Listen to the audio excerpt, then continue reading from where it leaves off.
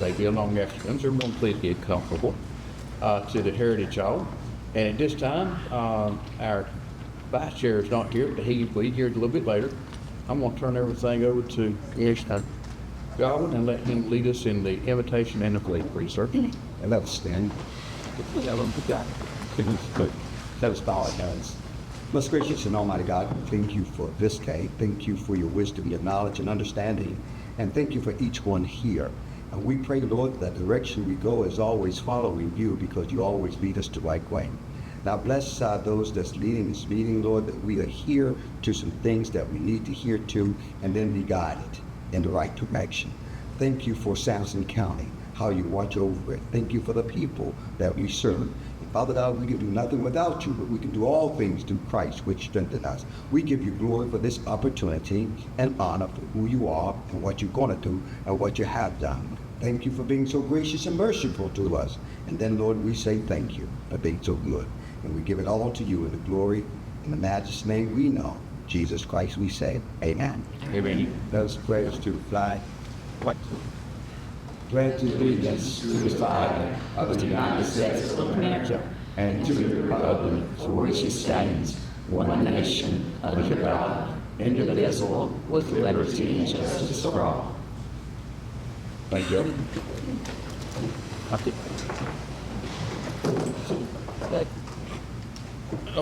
We got just a small amount of business. We don't take away from the day, but we got a little bit on the consent agenda, and I need to see if we can get an approval on the consent agenda. Mr. Chairman, I make a motion to approve the agenda as published. Second. Okay. Agenda has been voted on and approved. Now we'll vote, please. And it carries. All right. Is there any questions on the consent agenda? We give it what's on it? All right. I'll ask for a vote on the consent agenda at this time, please. I make the portion that we're accepted for the Senate. Active. Operating. Have a vote and a second. All those in favor? That's all 18. Consent agenda so carries. All right. We got the county business out of the way. Now we'll move right into our welcoming and opening comments. Ray, do you want us to do it from here, or do you want us to go to the podium? Let's do the podium for that. Hey, this is your baby. Yeah, okay. Okay. Good. And I've learned to take my lead properly. And what we like to do is if y'all want to grab a seat with these folks, we're going to have made some new phrases about it. With fight. Thank you. They don't go on the field. They were. Different from some business you say about having good thing. It's the next one. Like, You see where it is from good puns. and it's really close. Please. We won't buy that. Want you to talk to You heard the stigma, the river walk. She lining with you. Thank you, Mark.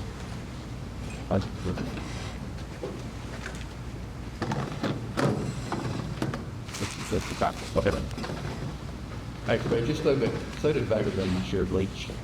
Please, thank you, sir. Let's see. I'll be to you. Coming to please. All right, let's proceed on. Good afternoon. On behalf of the Sampson County Board of Commissioners, thank you all for joining us today.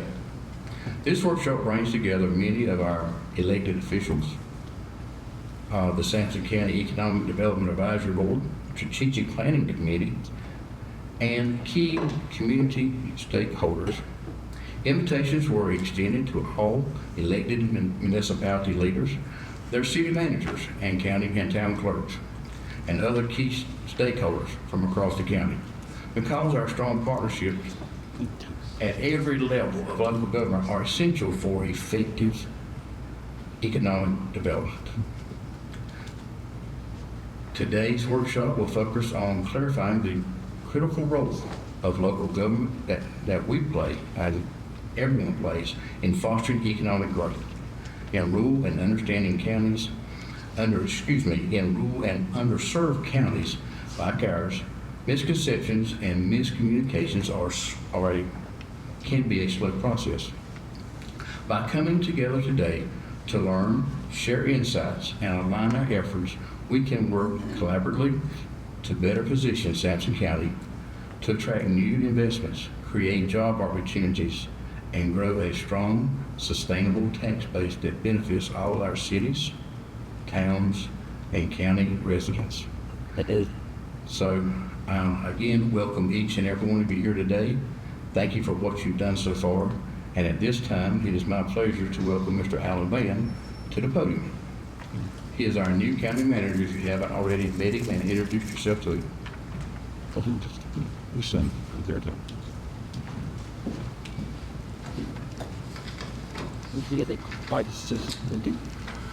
Thank you, Mr. Chairman, fellow board members, elected officials, and all other stakeholders. Once again, my name is Alan Van. I feel blessed to have been selected as the new county manager, and I want to thank the Board of Commissioners for that vote of confidence in me. I'm originally from the Clement community, grew up on Carroll Store Road, and attended Midway High School. I have a lot of family and friends in the county, so naturally I'm happy to return home and want nothing more than to make a positive impact for all of Sampson County. And this brings me to why we're here today. We all have a vested interest in seeing our county thrive for the betterment of our citizens. But we know that we must be smart about how we achieve that goal while also honoring the legacy, heritage, and economic driver of agriculture. The only way we can achieve this mission is to come together as we have today and think as one in a deliberate and methodical way. We have to plan now for the future.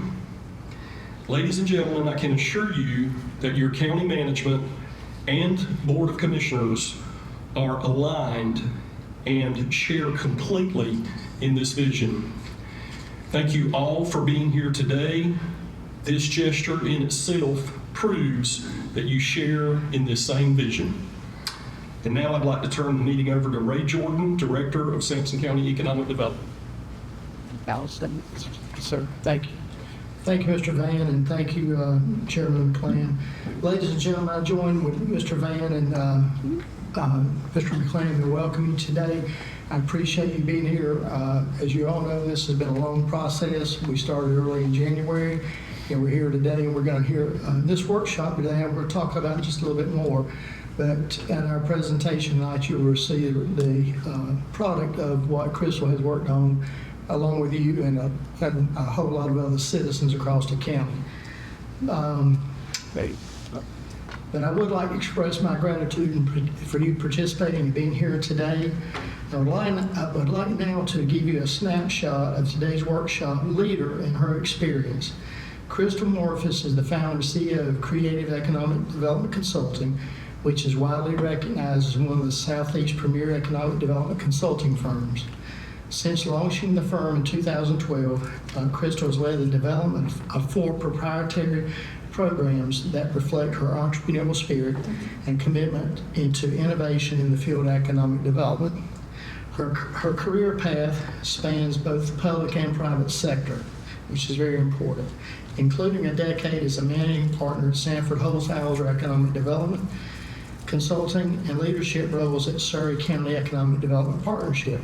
She has worked extensively with the Economic Development Association, or the NCEDA, and she also has the title of Certified Economic Developer from IEDC. I get that correct, that's wrong. And she's done a lot of work in planning and working on impact studies that support federal and regional programs and developmental goals. Crystal is also a respected educator and thought leader. She regularly teaches economic development courses hosted by UNC Chapel Hill School of Government and Georgia Tech, helping train the next generation of economic developers. Her work bridges theory and practice, empowering local governments with actionable strategies and tools to help drive growth and opportunity. With a master's in economics from UNC Charlotte and the CED designation, she brings both academic rigor and real-world insight to her consulting and to her teaching. Her expertise lies in site selection, business retention and expansion, product development, and organizational strategy. She's also a published author and a sought-after speaker on topics ranging from rural development to entrepreneurial ecosystems.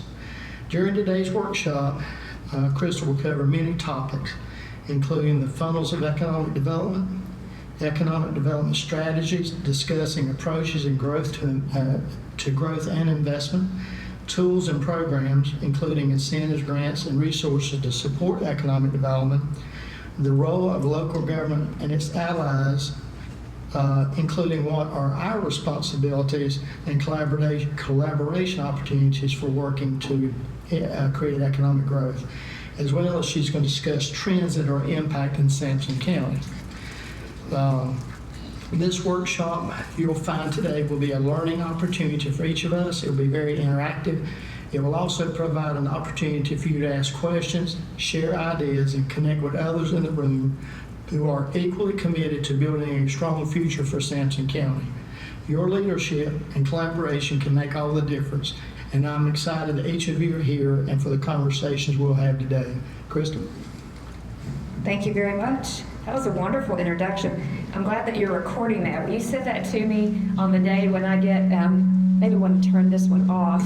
We'll feedback. On the day when I need a little boost, I'll just listen to Ray's introduction because that was awesome. It's good to be in a room with a lot of familiar faces throughout this strategic planning process. I've talked to a lot of you. My colleague Heather Beard, who will be here later for the rollout, she also spoke with some of you. So it's good to see everybody.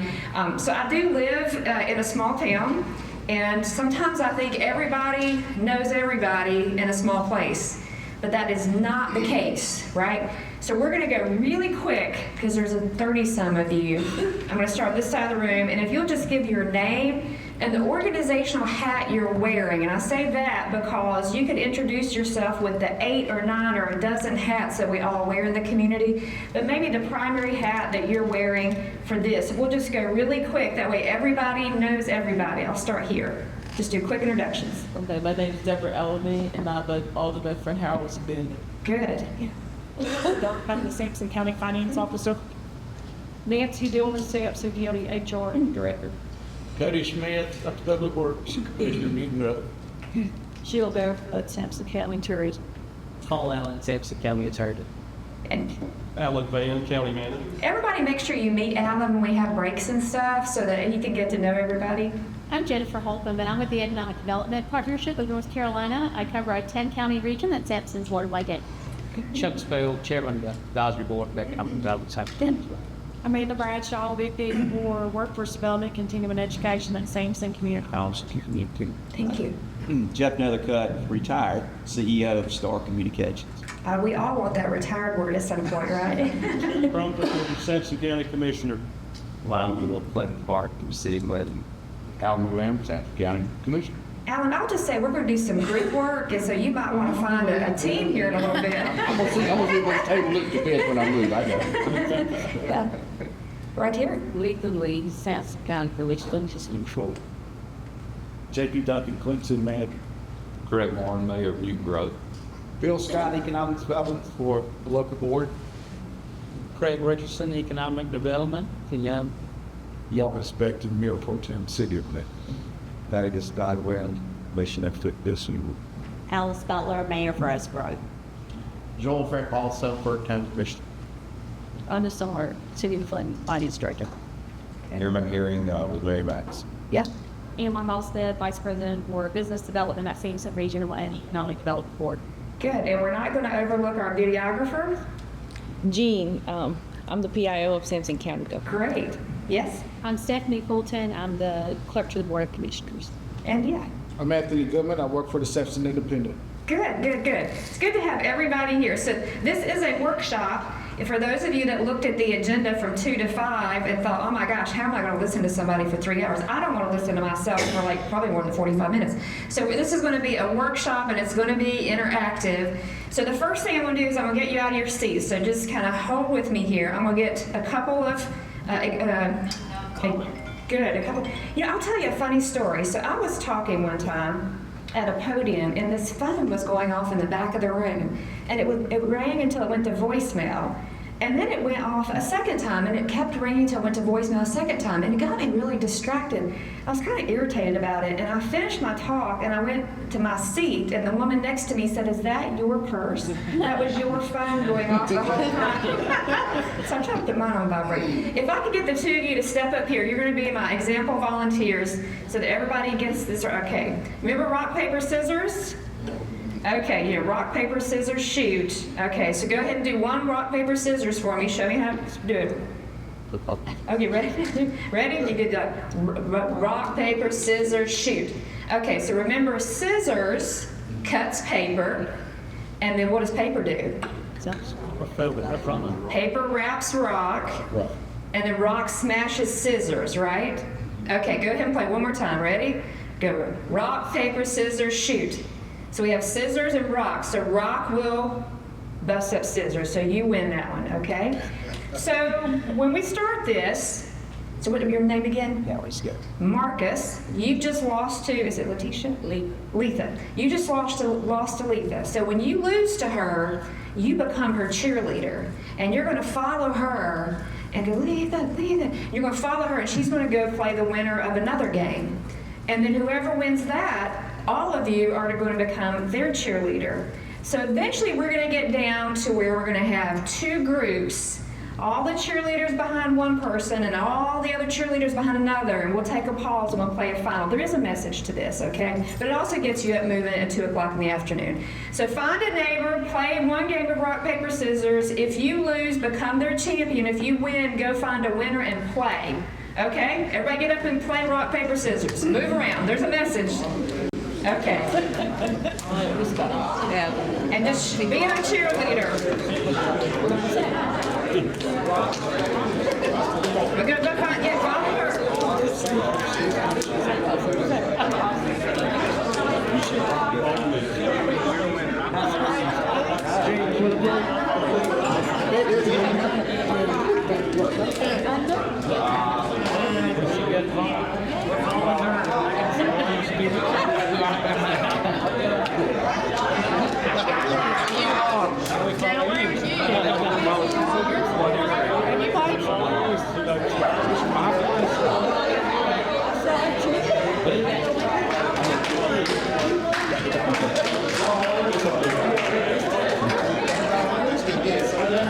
You gotta be their cheerleader, be cheering somebody.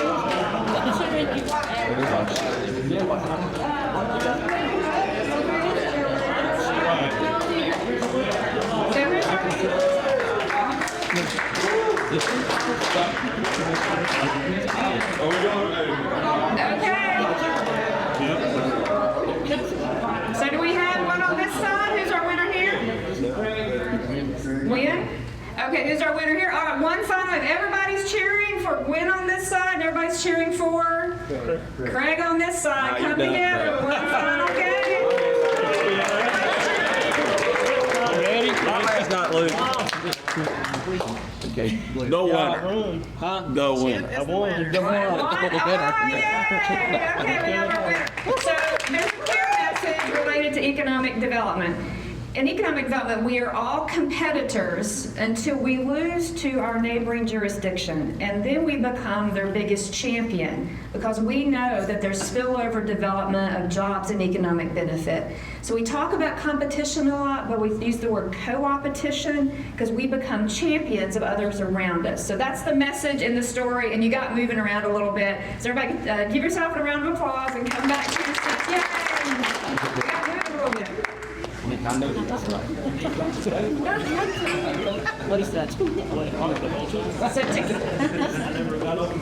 to give you an overview, we're going to talk about things a little bit, and you're going to do activities at your table. We've got some exercises through the afternoon. So if you're looking around your table and you're thinking, I don't want to spend the next 2 hours and 40 minutes working with this group, then at the break, just quietly move your things to another table. It's okay. It's okay. We're all adults. We can realign ourselves. But you're going to get to know your table mates very well, okay? As Ray said, we're going to go through the fundamentals of economic development. We're going to talk strategy. You're going to have some real fun exercises to do. We're also going to talk about trends. And at the end of this, hopefully, you will have something to take away in your role as an elected leader, a community leader, someone who is supportive of economic development. So the slides and the information that I put together is what Crystal Morphus thought this group wanted to know. But whenever I teach anything and talk to folks, I want to hear what you want to know. So the very first thing I want to ask you, let's see if this is working. Great. The first thing I want to ask you is just shout out to me some things that you want to know about economic development. This is the first test of interactivity, Shay. What's something you want to know? How great is Sampson County? How great is Sampson County? It's like you looked ahead on a slide. Yeah, how great is Sampson County? That's great. What else do you want to know? How long should it take to see develop? Oh, wow. That's a big one. We'll talk around that one, but there's a lot of stuff that goes in. That's a good question. That's a good question. Other questions? Who should be involved? Who? That's good. Yeah, we'll talk about the who of it, yeah. We'll lead off with the why, but we'll talk about the who. What is the most important driver of economic development? Okay, the most important driver. It's like you may have looked ahead on my slide too, yeah. Funding. Funding, yep.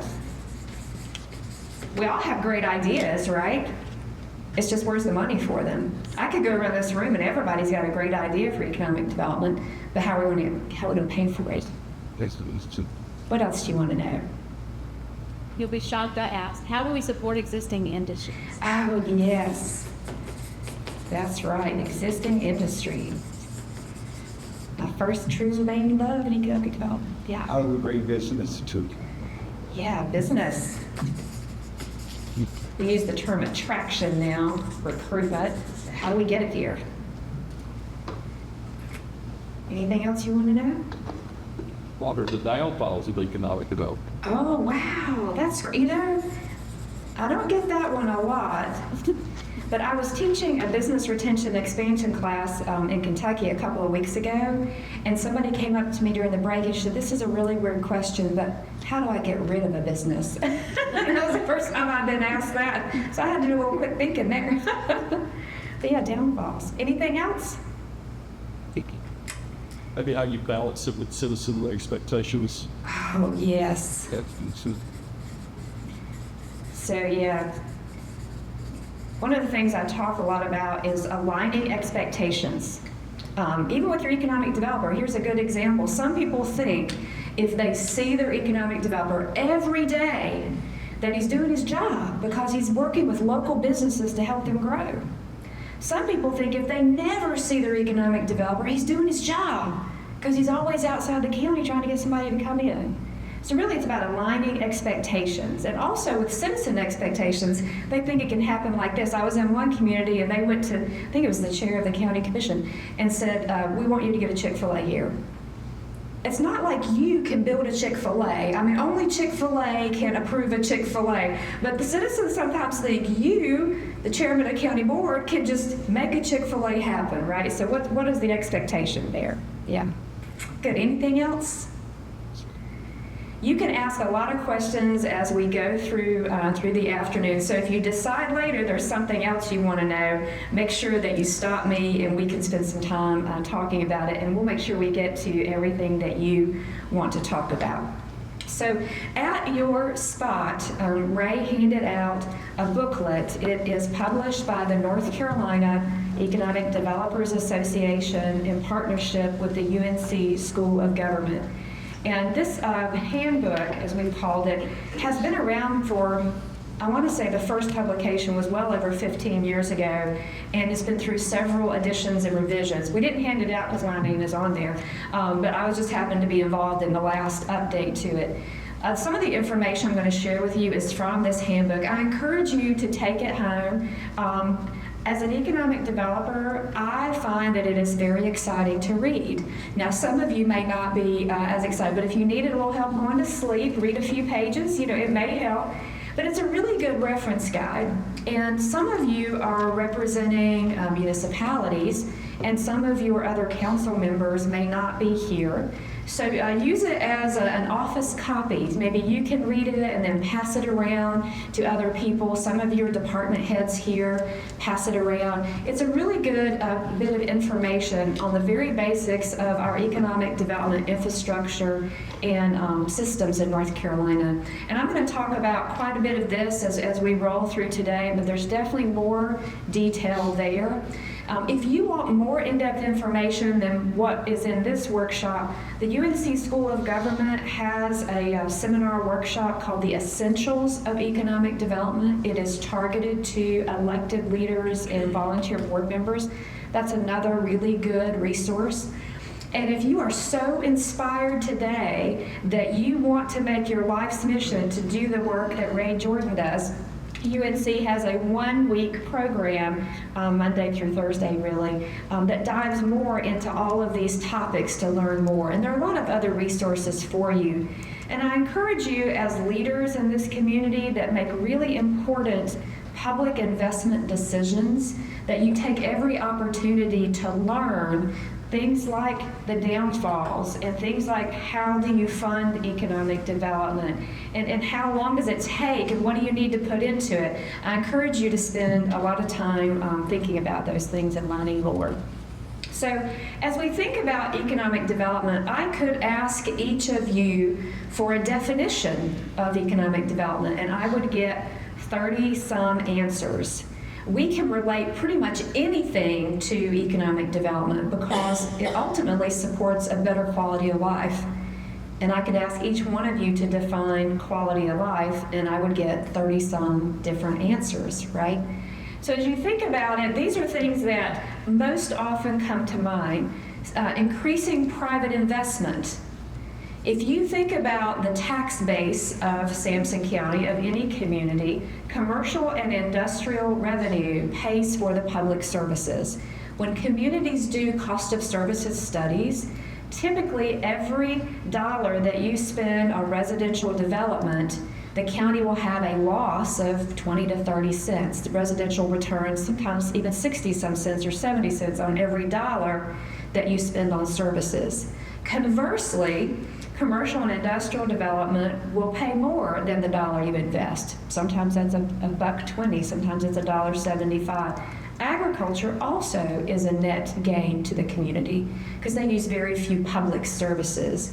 But think about that. Residents use schools, they use parks and recreation, they use human services, right? But industrial and commercial development pay the way. So that's why we're really interested in getting more private investment. Also, increasing employment opportunities. During the strategic planning process, we heard from you and your peers and your colleagues across the county. They want more employment opportunities at better wages. And when we get to entrepreneurship, about increasing wealth in a community. So having a division of a company located here has benefits, but when they're headquartered here, the wealth that is generated from that enterprise stays here.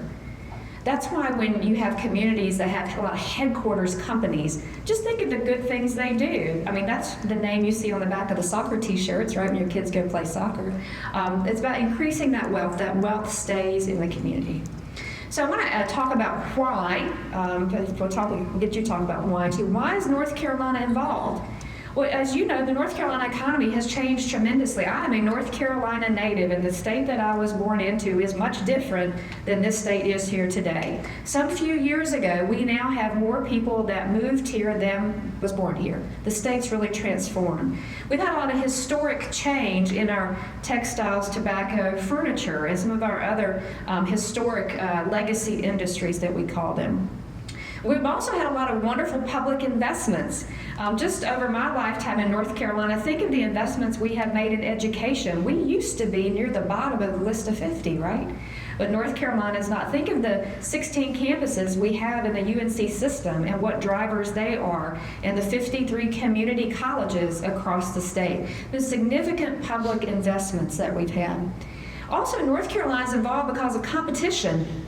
One of the things I say in my business retention and expansion classes, if you don't think that a Ray Jordan's not coming here to ask your companies to go somewhere else, you're wrong. Because what did Ray do? He's going somewhere else and asking their companies to come here. So there's a real heightened level of competition, especially for those quality jobs that pay a really good wage and provide substantial tax investment. And then we've created some really important state policies to raise the standard of living. Think about the North Carolina's, My Future NC, that's what I was trying to think, My Future NC. Think about policies that we have that are really trying to drive the state economy, right? And those are really important for economic development. So we're gonna have our first, I'm gonna call them table conversations with your group, is the why. If any of you are big readers, I'll throw up some maybe book titles and talk about them. One of my favorite is Simon Sinek's book, Start With Why. Everybody should know their why. If you're in business, you definitely should know your why of your business. If you are in elected office, you should know the why of what you're doing in your community, the policies you have. So I'd like for you to maybe take 5 minutes and have some conversation at your table. What is Sampson County's why in economic development? Why should Sampson County be interested in it? Okay, so take about 5 minutes and have some table conversation around why, and I'll ask somebody to report back out.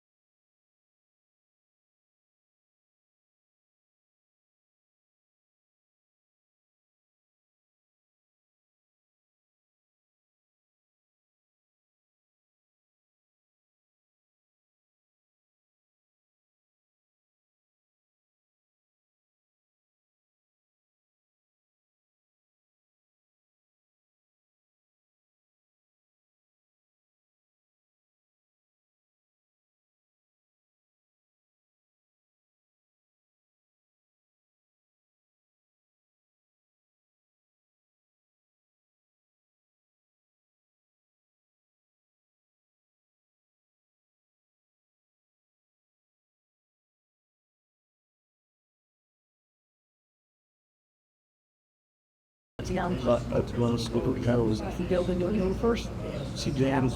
That was close to metal, and the snow, and the word out in any technique. I just left a bit harder to stick. Yeah, I guess for some. Okay, if I could get you to wrap up. Then you said, So I like thinking about the why, because if you can't answer the why, you should wonder why you didn't, right? So I'll ask from this table first, what are some of the whys you talked about? Why is Sampson County involved in economic development? poetry, dance, the right. Well, okay, we're broke. That's a great answer, right? That's a great answer. We did reason, something to raise our turbulence. It needs something to raise the tax base There are change jobs for opportunity. and to pay good paying jobs. Exactly, exactly. And so sometimes when you think about what is your why, it is about the economy. It is about tax base. It is about providing public service. How are we going to provide basic public safety, for example?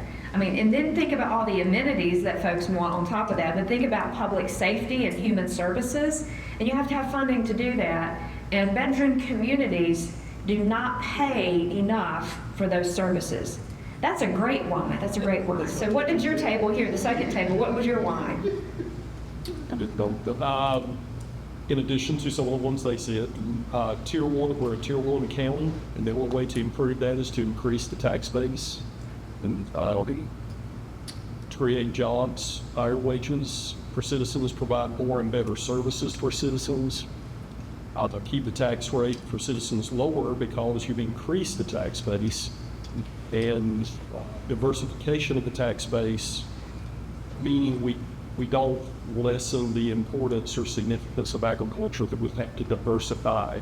We can't just have all eggs in one basket. That's right. That's right. So those are good answers. So I live in Elkin, North Carolina, and as recently as, let's say, around 1990, late 80s, early 90s, our textile mill employed more people than was in the town. Right? Totally gone. Furniture, totally gone. Tobacco has changed dramatically in my community. So talk about eggs in a basket. We had 3 eggs in one basket, the basket broke. So think about how you can diversify the economy, right? And that's really very important. Also thinking about how you're talking about retaining people and the quality jobs. Economies are in motion. They are not static. If you said we wanted things to stay exactly the same that they are today, that won't happen. No company in Sampson County has signed a contract saying they're going to stay in business. And so companies go through business cycles, so you constantly have to be thinking about new business because businesses will cycle out over time. They won't stay here forever. Those are great answers. What were some of your whys at this table? The expansion of the growth, the strengthening current assets, and keep up with that every now I speak. Yes, so think about, positive and sustainable growth. That's right, but growth that keeps up with your infrastructure as your infrastructure can develop. And also, you want to be a community of choice. You said keeping up with... To keep the current personality of the county. And to keep, that's right, make sure you maintain your character as you grow. But think about communities around you that are growing and think of what they're offering citizens. You want to be a community of choice, not default, right? And the way that you're a community of choice is you position yourself to be attractive for people to stay here, retire here, move here, raise a family here. Yeah. What were your whys here? You did a lot of ours already. That's the bad thing about being the last table. I'll start first next time here. Okay. To increase the diversified tax base, to make Sampson County a desirable destination for both employers and their employees through things like housing stock, amenities such as healthcare, quality scanners, until you make that have a desirable place. You don't have people coming in without everything. I think so. Yeah, kind of from those things that people see concerned about.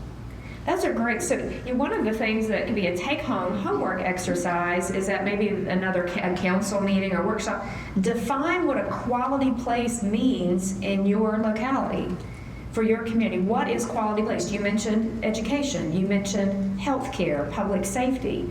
Think about what is a quality place and how are we going to get there? Well, you have so many people have so many choices, and you know you're competing, not just your neighboring counties, but you're competing with other places in the state, and you want to make sure that you turn up on top of. That's right, and other places in the state and outside the state too. Think of, people now can remote work, so they can be in lots of places now. So these are great whys, and so I will challenge you as elected leaders in particular the next time that you're facing a very difficult vote on resource allocation or to advance some initiative, go back to your why and ask, is this really helping us answer our why? Are we making an investment for the future to be a place of choice, a quality place? Are we making an investment for the future to help us financially shore up Sampson County so that we can provide the services that we want? It's not easy to make those decisions by any stretch, but when you understand your why, then you can communicate those decisions, we think, more effectively. Somebody asked the who. We'll talk a lot about the who. Sometimes in rural places, again, I live in a rural place, I work in a lot of rural places, sometimes it kind of feels like we're out there by ourselves, right? That we have to do it alone or go alone, but that's not the case. So we think about who, there's a lot of who involved in it, so lots of partners to pull on, and many of you are in the room. So think about municipalities. Municipalities play an important role. In North Carolina, municipalities used to, the annexation has changed and some other things have changed in regulatory process, but municipalities are like the center for infrastructure, for transportation, for services. The municipalities were. With some changes in North Carolina, counties are being called on more and more to provide services and take on additional roles. So many of you in this room. Regional organizations, we have one here. We have with councils of government. We have prosperity zones. We've got lots of regional support out there. So sometimes when you think, you feel like, well, we're trying to go it along, think about who's my regional partner in this? And of course you have state agencies, the Department of Commerce, the Economic Development Partnership of North Carolina. You've got the North Carolina Community College system that umbrellas over your local community college. And so sometimes if you think, again, we're going alone, think, well, what resources does the whole North Carolina Community College system have? All the expertise and knowledge that's there that we can pull down to Sampson County. And at the federal level, there's the Economic Development Administration. There's USDA, Agriculture Department. There's the Ag Department at the state. Think of how you brought some of those resources to bear. I'll talk a little bit more about chambers of commerce and some nonprofit organizations. Utilities are also really important partners. They have resources that can support economic development. North Carolina Cooperatives, for example, has programs to help with industrial site development. The Electricities, which is the Municipal Power Association, they have resources to support the public power cities across the state. And of course the investor owns like Duke Energy and Dominion, they also have resources. So think really broadly about your partners. When we think about economic development organizations, there are public, private, nonprofit, public-private organizations. I'll talk about these.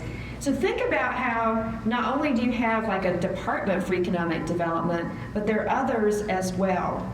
So we think about these different structures in economic development. Sometimes at the county level, there are public-private partnerships. Like Committee of 100 is an example of like a private nonprofit organization that can support economic development. Some have other integrated public and private organizations. Of course, all the units of government. And there's some semi-autonomous commissions, like an advisory board, for example. You may have commissions as part of your municipal government that can also support economic development. And I don't want to overlook chambers of commerce. And if you could add to this downtown development organizations, you may have some community development organizations, Convention and Visitors Bureau. You may have a tourism development authority that's a different type of structure, right? So there are lots of different structures that can be supportive of economic development. But here's something I'll tell you about economic development organizations. Structure does not equal success.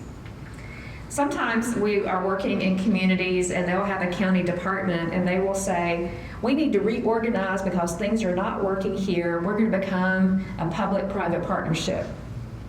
Reorganization won't solve your problems. Or the flip side, they have a public-private partnership and they'll say, things aren't going the way we want it here. We're just going to take it back and have total control over the county. Doesn't solve your problems. Structure doesn't solve problems. I can point out successful economic development organizations in every one of these structures. Alamance County works under a Chamber of Commerce. Highly successful, efficient, effective organization. Gaston County, North Carolina is a unit of local government. They're a department. Highly successful organization. Wilson, North Carolina has Wilson Properties, which develops their spec buildings, the most successful spec building program in the state. They have built and sold, I'm going to say 8 to 10 buildings, somewhere in that range. It's a public-private partnership.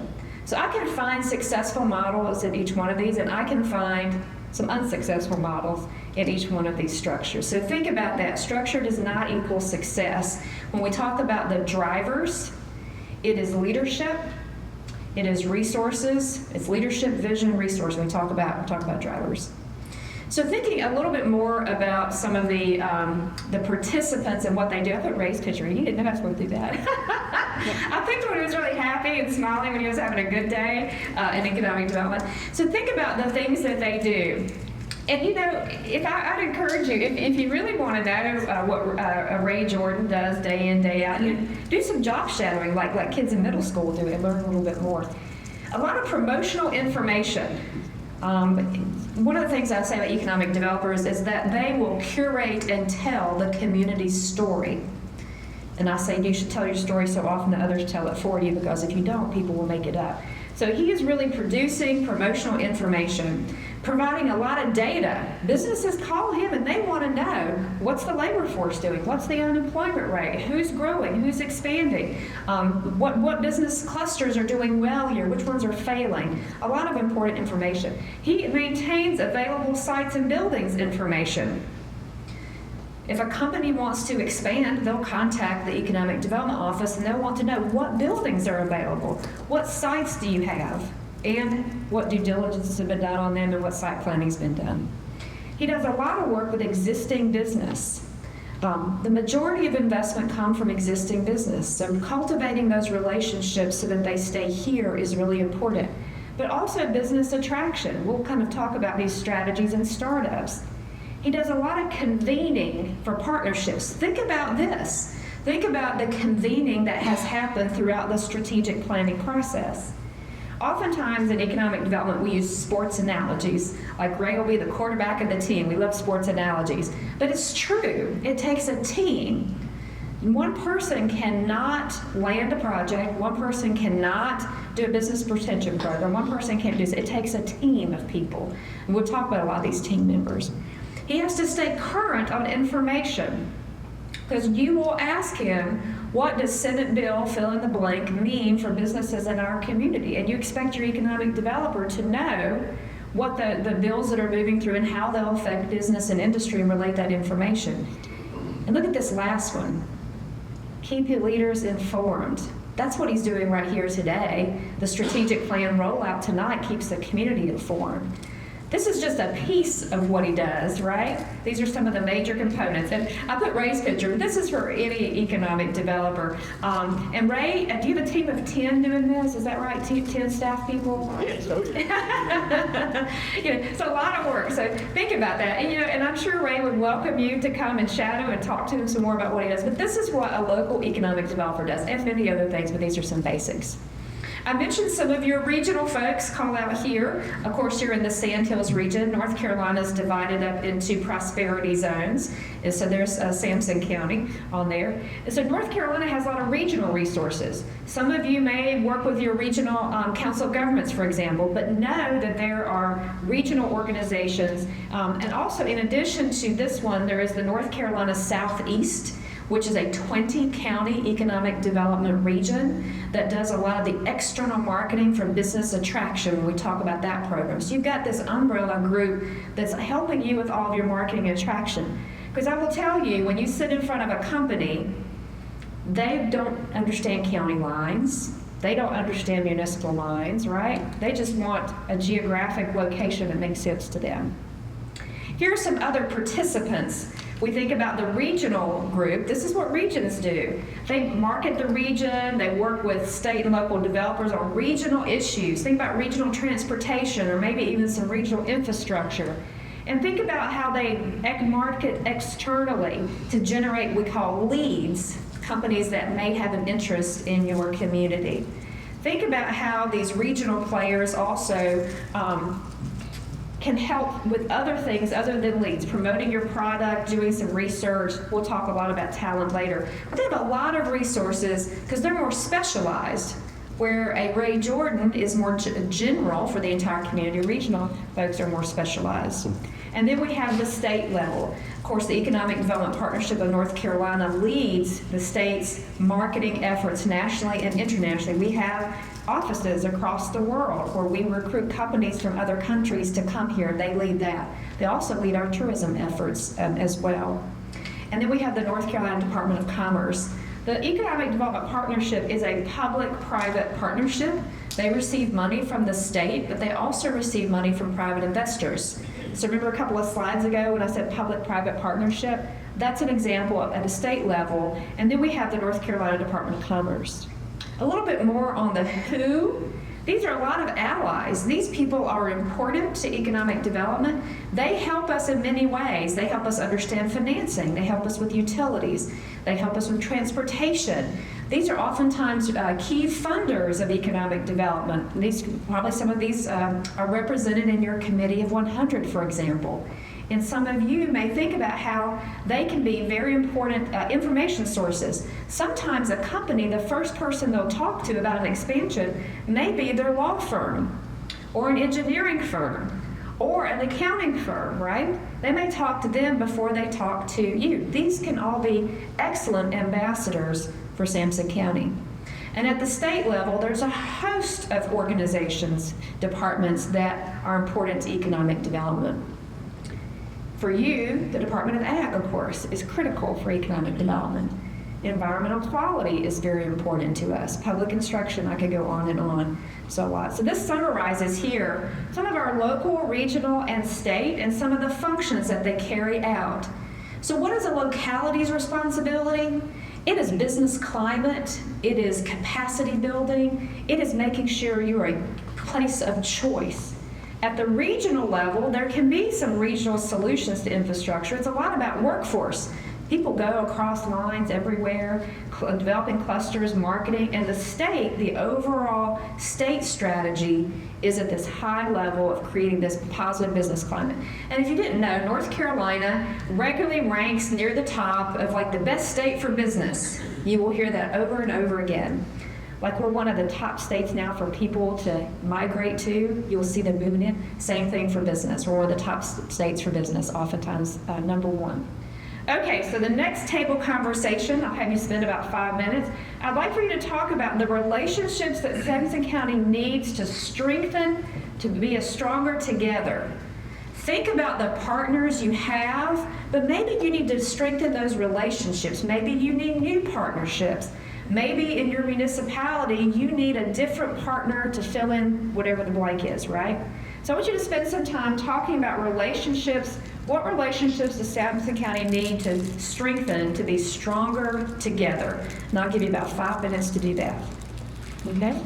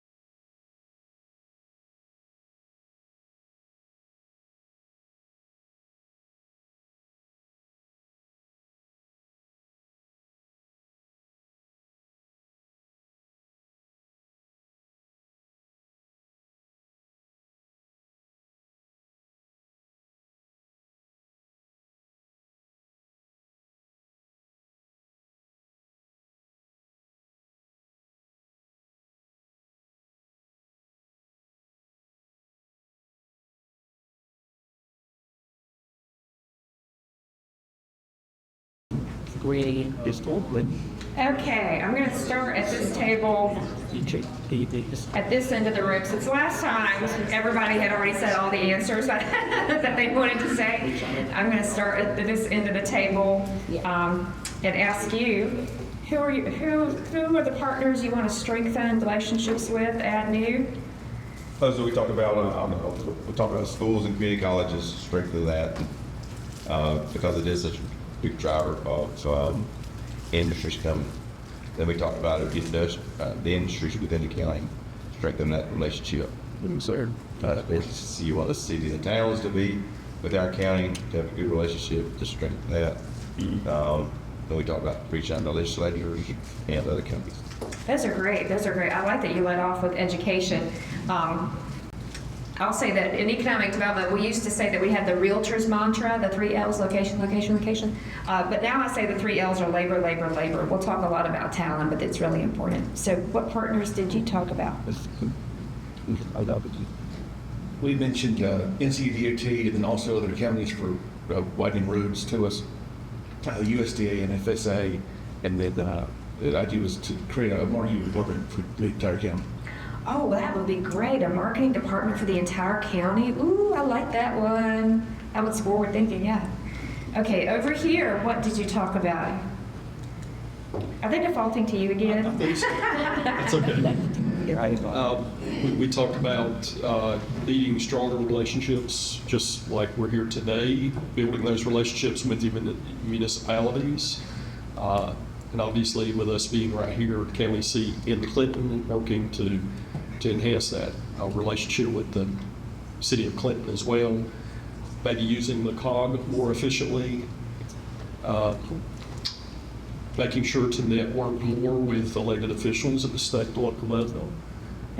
And we also talked about the impact of the Wilmington Port, thinking about that. Yeah, the port is a great answer. If you think about, especially all your ag products and your proximity to the port, that was really good to think about relationships with the port. So here, who's our, oh, good. They defaulted to you again too, didn't they? Yeah. No, they were listening to us. We were talking about the greatest opportunity would be with our municipalities and what we could do internally. So the idea of a countywide marketing would be go a long ways in that, but working together internally. I love this idea of a marketing collaborative. One of Crystal's pet peeves is when I go to a community and I ask to see their marketing information. And you'll see one community, one town is marketing this way, another town's marketing that way, the county's got information here, it's all different than the Chamber of Commerce, the Visitors Bureau may have something else. And what is effective marketing? A consistent message over a long period of time. Okay, so think about how you can bring together under a common brand or common marketing communications. So now we're going to talk about some strategy, about process. So if we think about, again, there are a lot of definitions of economic development, but this ACRE definition, if we think about business attraction, creation, startups, retention, and expansion are the core strategies. So think about that. Businesses can locate here, they can expand here, and they can start up here. We'll talk about each one of those. I want to talk a little bit about strategic visioning and planning. Of course, you just went through this with your strategic planning process, but it's really important to have that collective vision. I have been working in economic development more than 25 years. I'll tell you, when I hit 25 years, I just stopped there and said, from here on, we'll say more than. And I know you're thinking, I was a child prodigy and I started when I was 9, and that is true. But I've been in this business more than 25 years, lots of places that I've worked. And I'll tell you, the only difference between successful and unsuccessful communities is leadership. I've been in communities that don't have any assets at all, but man, they're going gangbusters. It's because everybody's pulling in the same direction. They have a common vision. They have agreed to goals. They're working on the same strategies. I've been to communities that should be going gangbusters and they're not, because their leadership is all at loggerheads. You talked about better relationships with the municipalities. Just coming together and talking about what the left and right hands are doing and how you can shake hands and partner together is really important. So having that shared vision, those shared goals, the strategies, actions that all lay down, and about who's going to be doing what. This is important in rural communities. You have so few resources. Don't duplicate what someone else is doing. The table with Alan here said do more relationship building with the Council of Governments. What can they do for you so you're not duplicating? What can North Carolina Southeast, that 20-county regional organization, do for you? Should you be spending marketing money on trade shows like by yourself? No. North Carolina Southeast, well, maybe Ray goes as part of a team under their umbrella because they're assigning some responsibility and delegating, right? And then we'll talk about the role of local government. So the strategic planning process you went through is really important. There were hundreds of people that had input into that. So when we roll out, it's a common vision that everyone can get behind, okay? So if we think about this in strategic planning, we've asked, where has the community been? I'll talk about a lot of research. And where is the community now? It's not a pretty picture. Population decline, education scores are not great, aging, people are, the youngest, best and brightest are leaving. We call it brain drain, right? Your per capita income and wages are lagging. So the where it's been and where it is now is not a great picture. But then importantly, where's the community going? If you don't change anything, what is that definition of insanity, doing the same thing over and over again, expecting a different result? If you think about where it's been and where the county is now, if you don't do anything, where is it going to go? The same, or in my opinion, a little bit further down because economies are in motion. But where does it desire to go? This is what you told us in the strategic planning process. Where does Sampson County desire to go? Part of that vision. Then how do we get there? That's the economic development plan outlines a lot of that. How do we get there?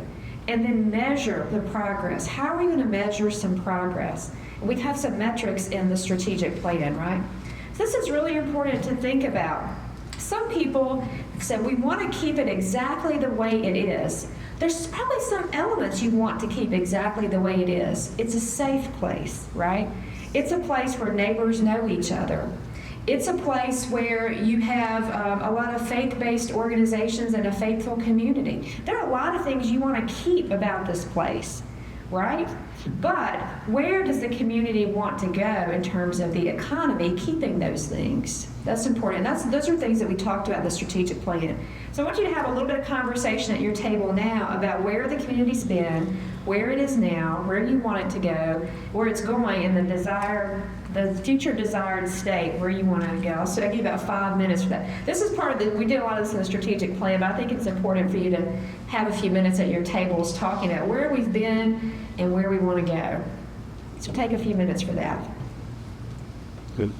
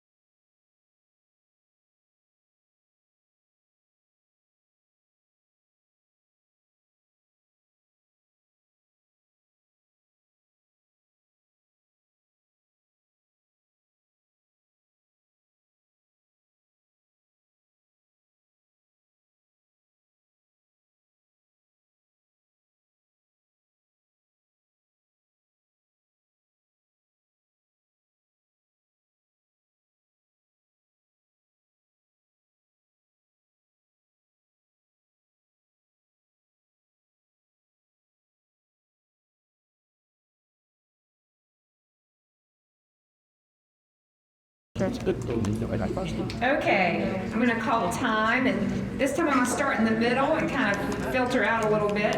But I'd love for somebody in your group, your group to summarize maybe where the county's been and where you want to go. Who's gonna do that? Good. So we talked about agriculture being a big player currently in keeping that going. Maybe looking at something alongside of ag to support it. And there's there's a lot of talk about aid health, this the aging community, and succession plans needed for one to take over these businesses, and then provide things, amenities for young people so that what become and the ones that have left, get off school boards go back. Oh, I love succession planning. So here's a nifty tidbit for you. About 15 million businesses in the U.S. are owned by baby boomers, and half of them have a succession plan. 7.5 million businesses in the U.S. do not have a succession plan. Okay, I own a small business. I know it'll take a good 3 to 5 years to get the business ready to transfer. You can't just have somebody walk in a small business unit and transfer it over. It's a lot of work that goes into that. It's really an important part of the business retention expansion strategy. Like in my small town in Surrey County, when a family-owned small business closes, it is so hard to get another to backfill into that spot, right? It's really, really very hard. Okay, what did this group talk about? Some of the same things. Yeah, so we'll kind of summarize it. Thank you, Ruiz.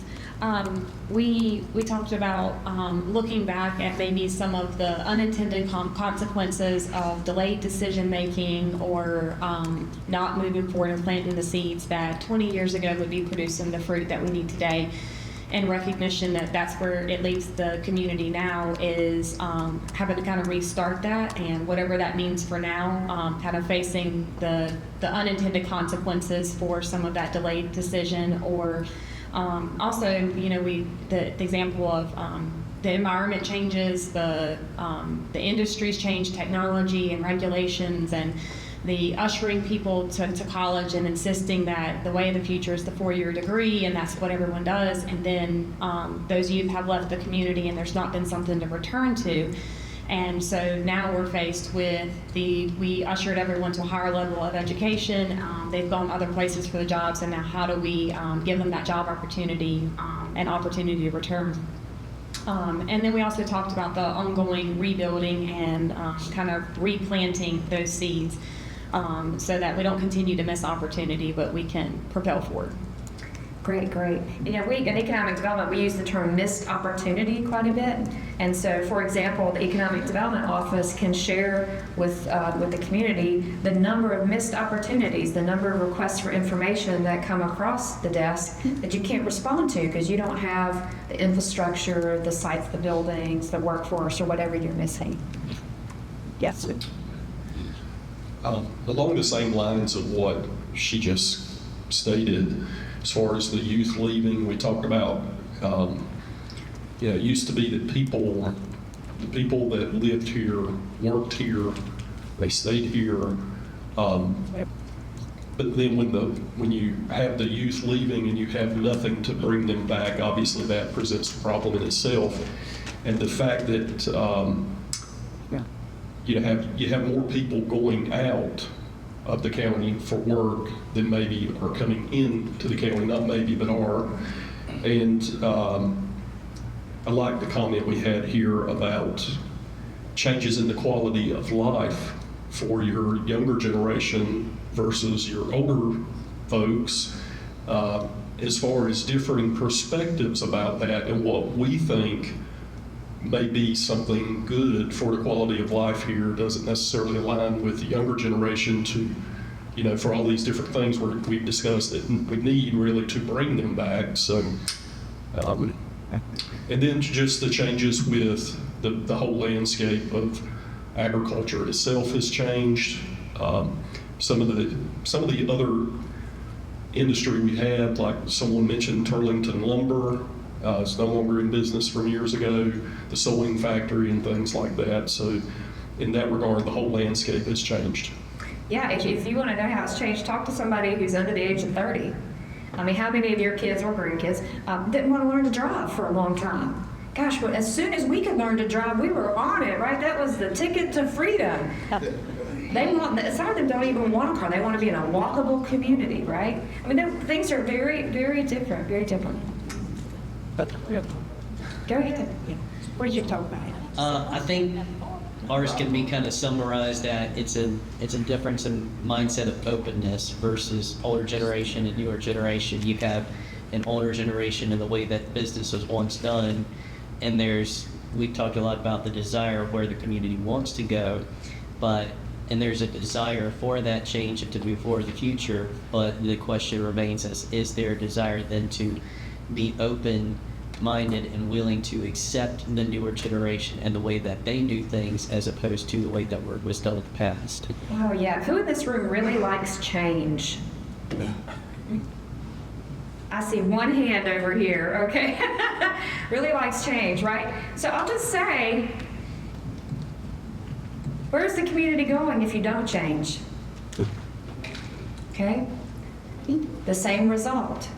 So if you're not comfortable with change, you might figure out how to get a little bit comfortable with a little bit of change to maybe go to the desired location, desired state. Okay, we're going to talk strategies for a little bit, and I've got an exercise before, and then we'll take a break. I'll make sure we take a break pretty close on time. So these are some strategies I'm going to talk about as some of the core and base. Talent is the big foundation down here because every company is concerned about finding, keeping quality workers. It is all about people today. It's quality people. And even though they may become interested because you have some real estate, product, sites, and buildings, what will seal the deal is talent. So we're going to talk about all these different strategies, right? I'm going to lead off with business retention and expansion. It should be your number one strategy. It should be, I'm out of the core of economic development, talent with your education system, but in the economic development office, your core strategy. Most of your new investment in jobs will come from businesses that are already located here. It is the most cost-effective strategy. You'll get 4 or 5 expansions for every one new company location, right? These are companies that are here. You can build relationships with them. They have a history here. Should be the number one strategy. So as you think about what an economic development office does, you're going to network with them and build relationships to understand their needs and their barriers to growth. This is why your economic development office spends time meeting with companies to build that relationship. What do they need to stay here? Specialized training programs, infrastructure additions, maybe some highway improvements. Think about better relationships with the ports someone mentioned. You'll solve a lot of the hurdles with them. Really, a lot of them will be workforce that you'll solve in partnership with your education system. Some of them might have regulatory issues they're trying to overcome, especially in the ag industry. There are a lot of regulatory things that are changing, and you can advocate for your companies. Some of them may need additional land to expand upon or buildings. Too often in rural communities, I see existing business expanding somewhere else because you do not have sites, buildings, workforce, things for them to expand here. And once they start expanding other places, eventually that may be the preferred location rather than your location. You can also advocate for public policies that will support a positive business climate here, locally at the state level. You can make some public investments in education, in the community college, in workforce training programs. And of course, you can show a lot of appreciation and tell them that you want them to stay here. That's important too. Think about the good things that you do to highlight all the things that your existing business are doing. Somebody asked about business attraction and about attracting business. So the state leads the external marketing attraction. I mentioned that. Regional organizations also do some marketing, like your North Carolina Southeast. Then at the local level, we'll talk about the process in a minute with an exercise, but think about some of the things that you do at the local level to promote Sampson County as a business location. And these are a lot of the tools that you can use to promote.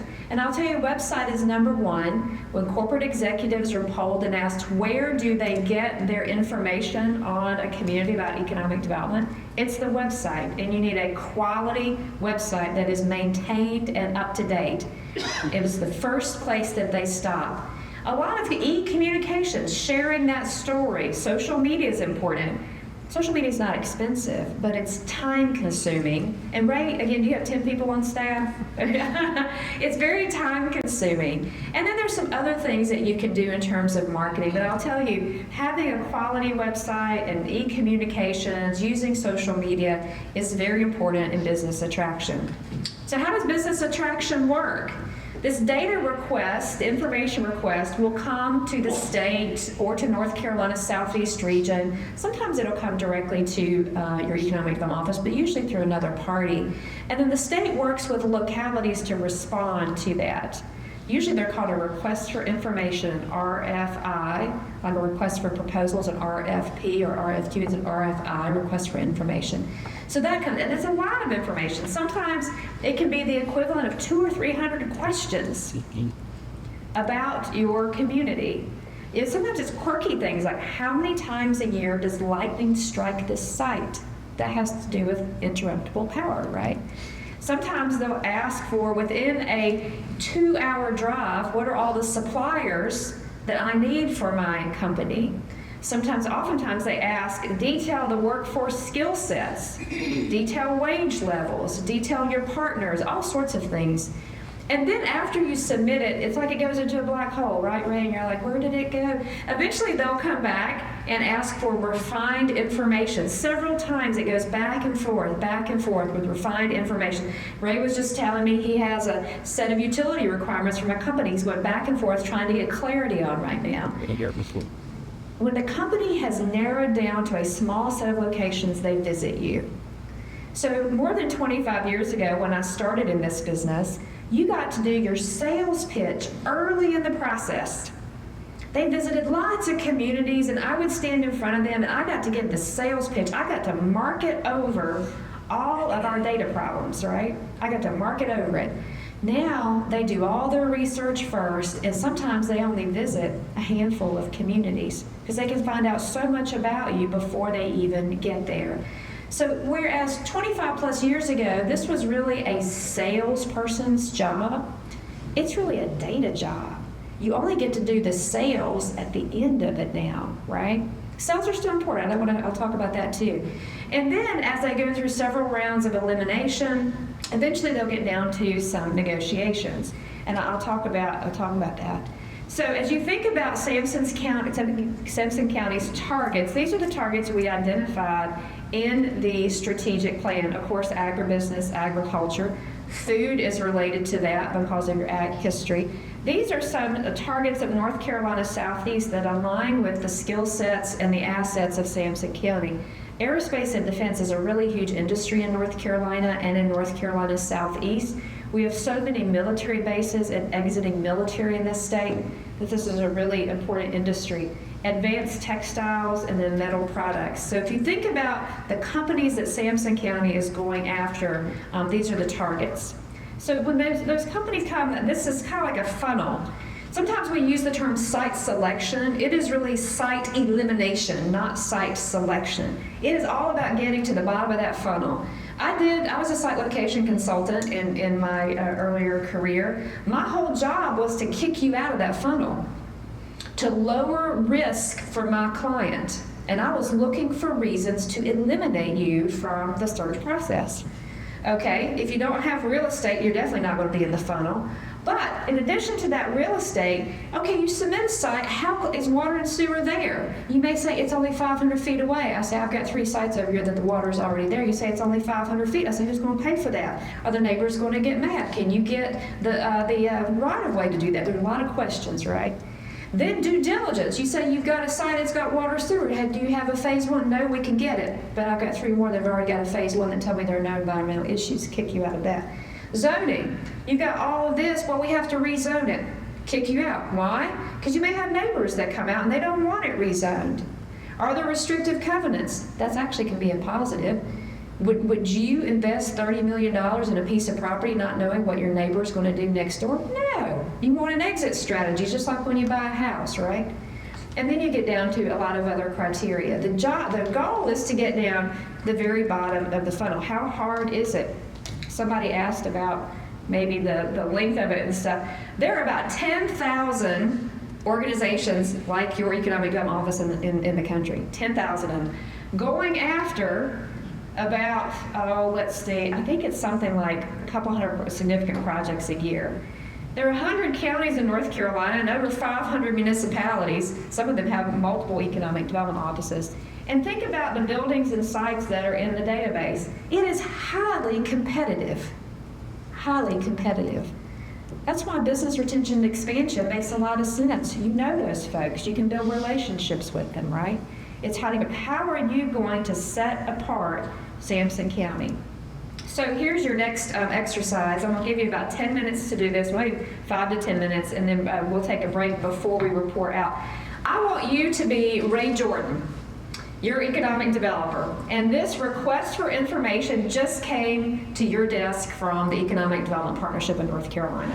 There is a company that is looking for a 100,000 square foot building with 28-foot ceilings or a 15-acre site.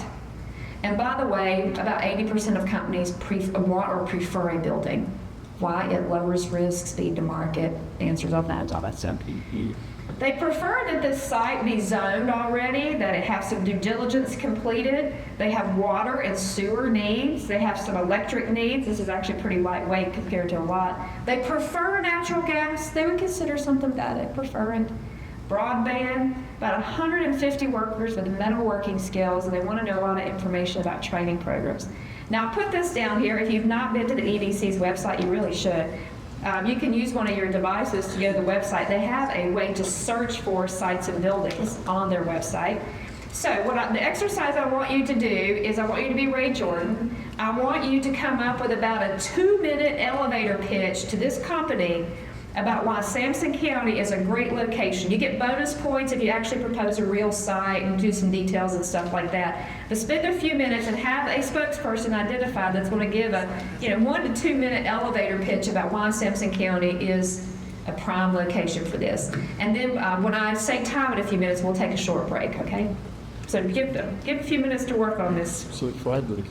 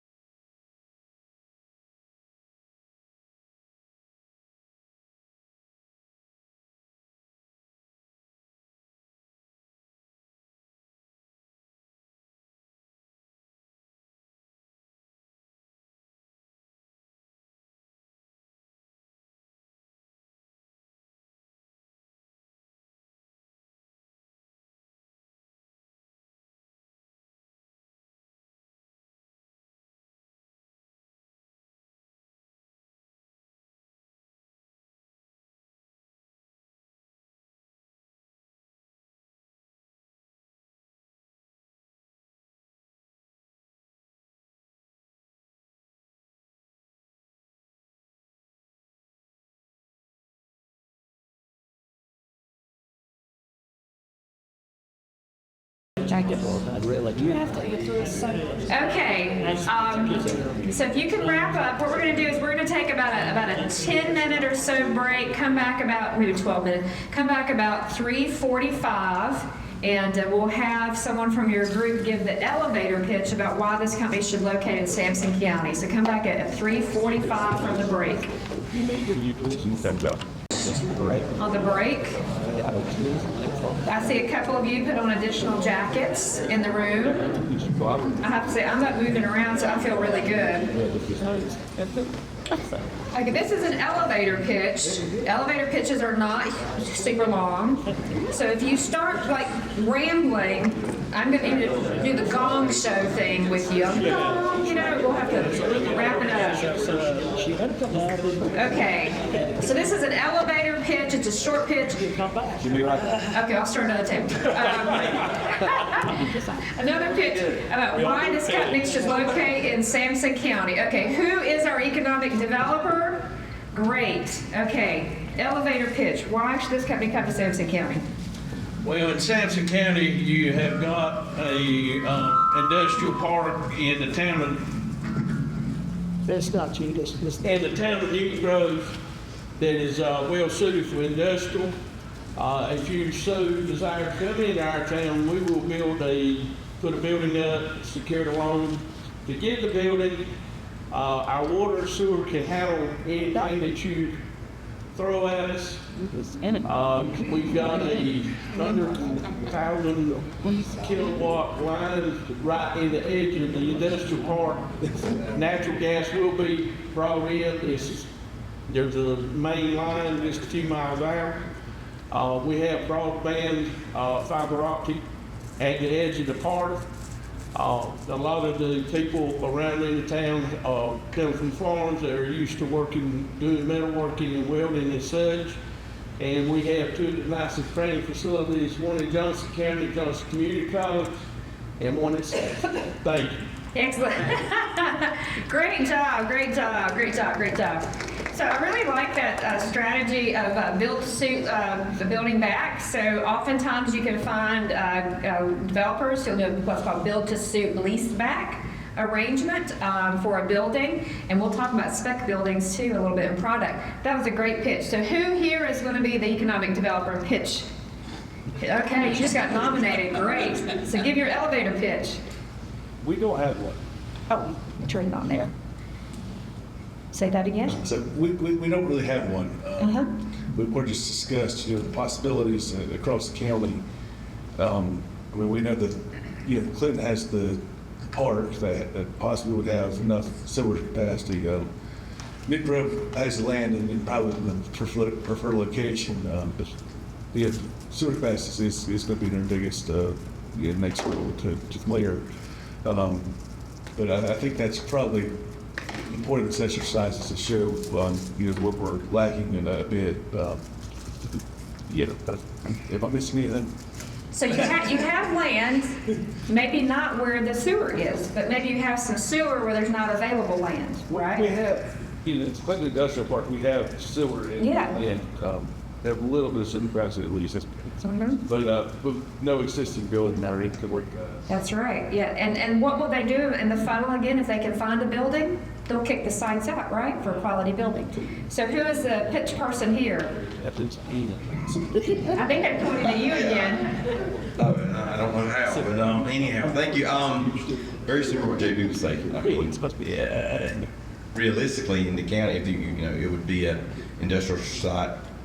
Unfortunately, the closest thing that's ready would be Clinton. Okay. Of course, if I were building one, I grew up in New Grove, that's where I've been. I appreciate it. Yeah, workforce is the biggest challenge there. You're talking. We have a lot of metalworking people, metalworking companies here. You have Cogsland, you have DuBose, you have other DuBose, you have DuBose Strapping. In Goldsboro, what is it? DuBose Steel. And while there's a lot here, there's not a lot of extra in there. In my understanding, they're having a hard time finding Chuck. Know more about this than I would. But that's going to be a challenge. So, how Ray spends that, I don't know. But other than the Sampson community, Yeah. you know, and like Cody brought up a good point. Hey, we have a background, but unfortunately, you know, they're getting thin and thinner. The farmers who grew up in that farming area, but we would have to rely on the community college to help us out. Yeah, it's really hard to talk about that talent pipeline. I mean, where are 150 skilled people going to materialize from? I mean, they're probably working somewhere, right? Right, okay. Stealing from existing industry. You steal them from, you know, so somebody was talking about that, and I'll say that since for the person that asked me about how to get rid of a company, if you have a company in this community that is paying low wages, is not a quality employer, does not have a positive work environment, and you recruit another company that takes their workers to a higher wage and better benefits and a better corporate or better company environment, is that a bad thing? No. Because your goal is to raise quality of life. We waited on you. You're supposed to hurry. It'll be worth the wait. Give us the pitch. Sorry, I was doing economic growth on the phone. Okay, so I could have probably narrowed this down a wee bit more because I heard some things in that conversation, but we'll go with this. In Sampson County, we're ready to grow with you. Our industrial park offers 20 acres of prime land plus with plenty of space for expansion. Companies here benefit from full infrastructure, water, sewer, natural gas, and top-tier broadband backed by an expedited permitting process through our strong partnerships with state agencies such as EDP-NZ. What truly sets us apart is our workforce pipeline. With long-standing collaborations between Sampson Community College, our K-12 schools, and industry, we provide tailored education and training to meet today's needs and tomorrow's growth. Whether you're looking for a site that can support immediate operations or a community that will invest in your long-term success, Sampson County has the resources, partners, and commitment to help your business thrive. That's how Ray spends it. Mic drop. Yeah, you asked earlier how do you spend some of that, and if you think about it, it's kind of hard, but that's how you spend some. But you might have had a little help from AI, which I don't mind at all, but let's have a little fun with AI, and there's a purpose to this here too. So I'm going to ask chat, should I locate my 150 employee metal fabrication manufacturing plant in Sampson County, North Carolina, or in, who do you want to compete with today? Done. Done. Johnson Country, Well, Hardin County, Hardin County. Burnett County, Tennessee. Yep. Let's see what it says. Speaking longer for a better answer. That's what mine said. Gather some county data. While it's gathering, I will tell you that an economic developer last year told me for the first time they were in a client prospect meeting and the company asked AI in the meeting, and AI said, you should think about this hard because the county did not pass its last school bond referendum. And it was true, they hadn't. So I was thinking about, well, this is interesting. It doesn't usually take this long. It's divine a minute. It's the new version of 5.0. Yes. Okay. Speak. Well, let's see if this is going to take a minute. So I'll talk for a minute while it's doing it, and then I'll come back to it. So typically, what AI will do is it gathers information from known sources. This is why your website is so important. AI doesn't know Sampson County. It just knows what's on the internet about it.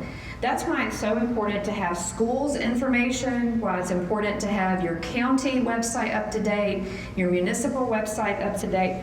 Wow, it's never taken this long before. It's the new version. The 5.0 version digs into it deeper. Digs into it deeper. How long is this going to take? It should be any time now. Okay, so maybe it'll come on. But this is why having correct information on your website is important because it will pull it forward. I'll say a little bit more about RFIs while it's thinking about it too. So typically the turnaround time is pretty quick. I mean, it could be a couple of days. It could be a week. It used to sometimes you have 24 or 48 hour turnarounds on information. So when your economic developer contacts your municipality for power or water information or contacts you for some ag information, that's why it's a quick turnaround. And you don't know who these folks are, their project no-name. Wow, that's just taking too long. Okay, I'm going to let that run and then I will come back to it. Oh, there it is. Okay, there it finally comes through. Okay. Here's some pros. Harnett is deeper labor shed. That was number one, so it's actually pretty good. direct access to I-95, and some new industrial product. Look at that, Class A park. We'll have to see if all this is really true, because sometimes it gets a little hallucinations in there. Slightly lower tax rate, but it's tier status. It's a little bit, not as beneficial in the state incentives. Sampson County, you might get more incentives coming here. I'll say incentives don't actually make the difference at the very end. You got to have everything else first. They do talk about your business park and the workforce pipeline, but you're not on 95.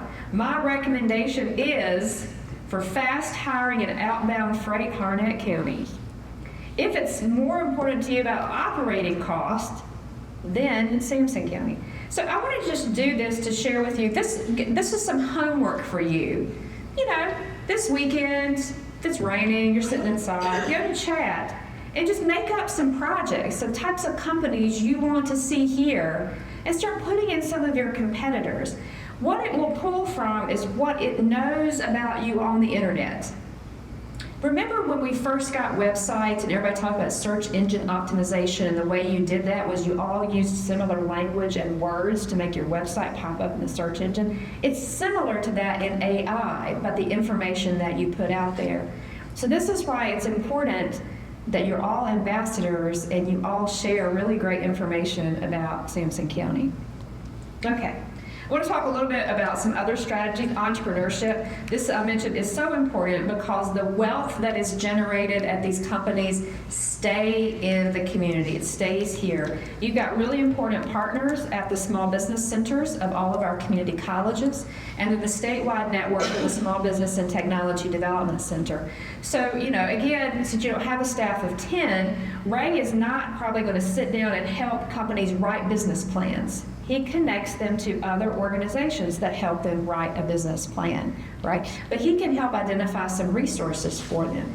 The other things economic developers do is sometimes they will do feasibility studies for incubators. Sometimes they may run an incubator, accelerator, or maker space. Think about the way that you can foster innovation there. Some communities have revolving loan funds to help businesses start up and grow. And sometimes economic developers may manage those or may contract out. A lot of technical assistance to companies. Where do I find available space? How do I apply for a building reuse grant, for example? Sometimes groups will help entrepreneurs come together and network. Sometimes, just like rural communities feel like you're going it alone, you're by yourself, entrepreneurs, or we call them solopreneurs, the one-person shop, solopreneurs, need these networks. And you can connect them to venture capital. So think about the process again and where your economic development program can support it. Raise awareness of entrepreneurship as a career pathway. There are a lot of youth entrepreneurship programs and best practices across the state you can draw from. In rural communities, sometimes you have to make your own way, right? So I live in a rural community. I wanted to stay and raise my family in a rural community. What I did is start my own business, right? Stay in a rural community. You can provide a lot of education about the resources that are out there and about the ecosystem that can support entrepreneurs. You can help them with space. I said sometimes you run incubators, you support incubators, accelerators, co-work facilities. You can help them with some business planning, refer them to agencies. Succession planning is important. Some groups have mentor networks out there to help them grow and scale up. And then you can help them market and some financial and some other expertise. So think about what you can provide to entrepreneurs. I mentioned how important talent is. We talk about retention, development, attraction. Retaining quality, skilled people in your community, those with really good skill sets, right? Helping develop the talent of pipeline for the future. And then attracting talented people here. Some economic development groups have shifted their entire marketing budget to attracting people. Because if you have the workforce, companies will follow talented people. There are some that have, again, whole campaigns for recruiting people. But on the public sector, it's about that placemaking.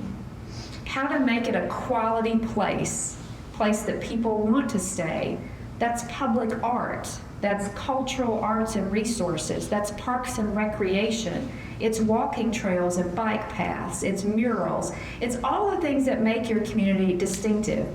Yesterday, I was in Tarboro at their town hall, and where I parked was this beautiful mural on a wall. And as we ended our meeting outside, I was commenting on it. That's what sets a place apart. If you are like every other place with every other chain of big box, you just look like everybody else. But you want to maintain character. So what is that for this community?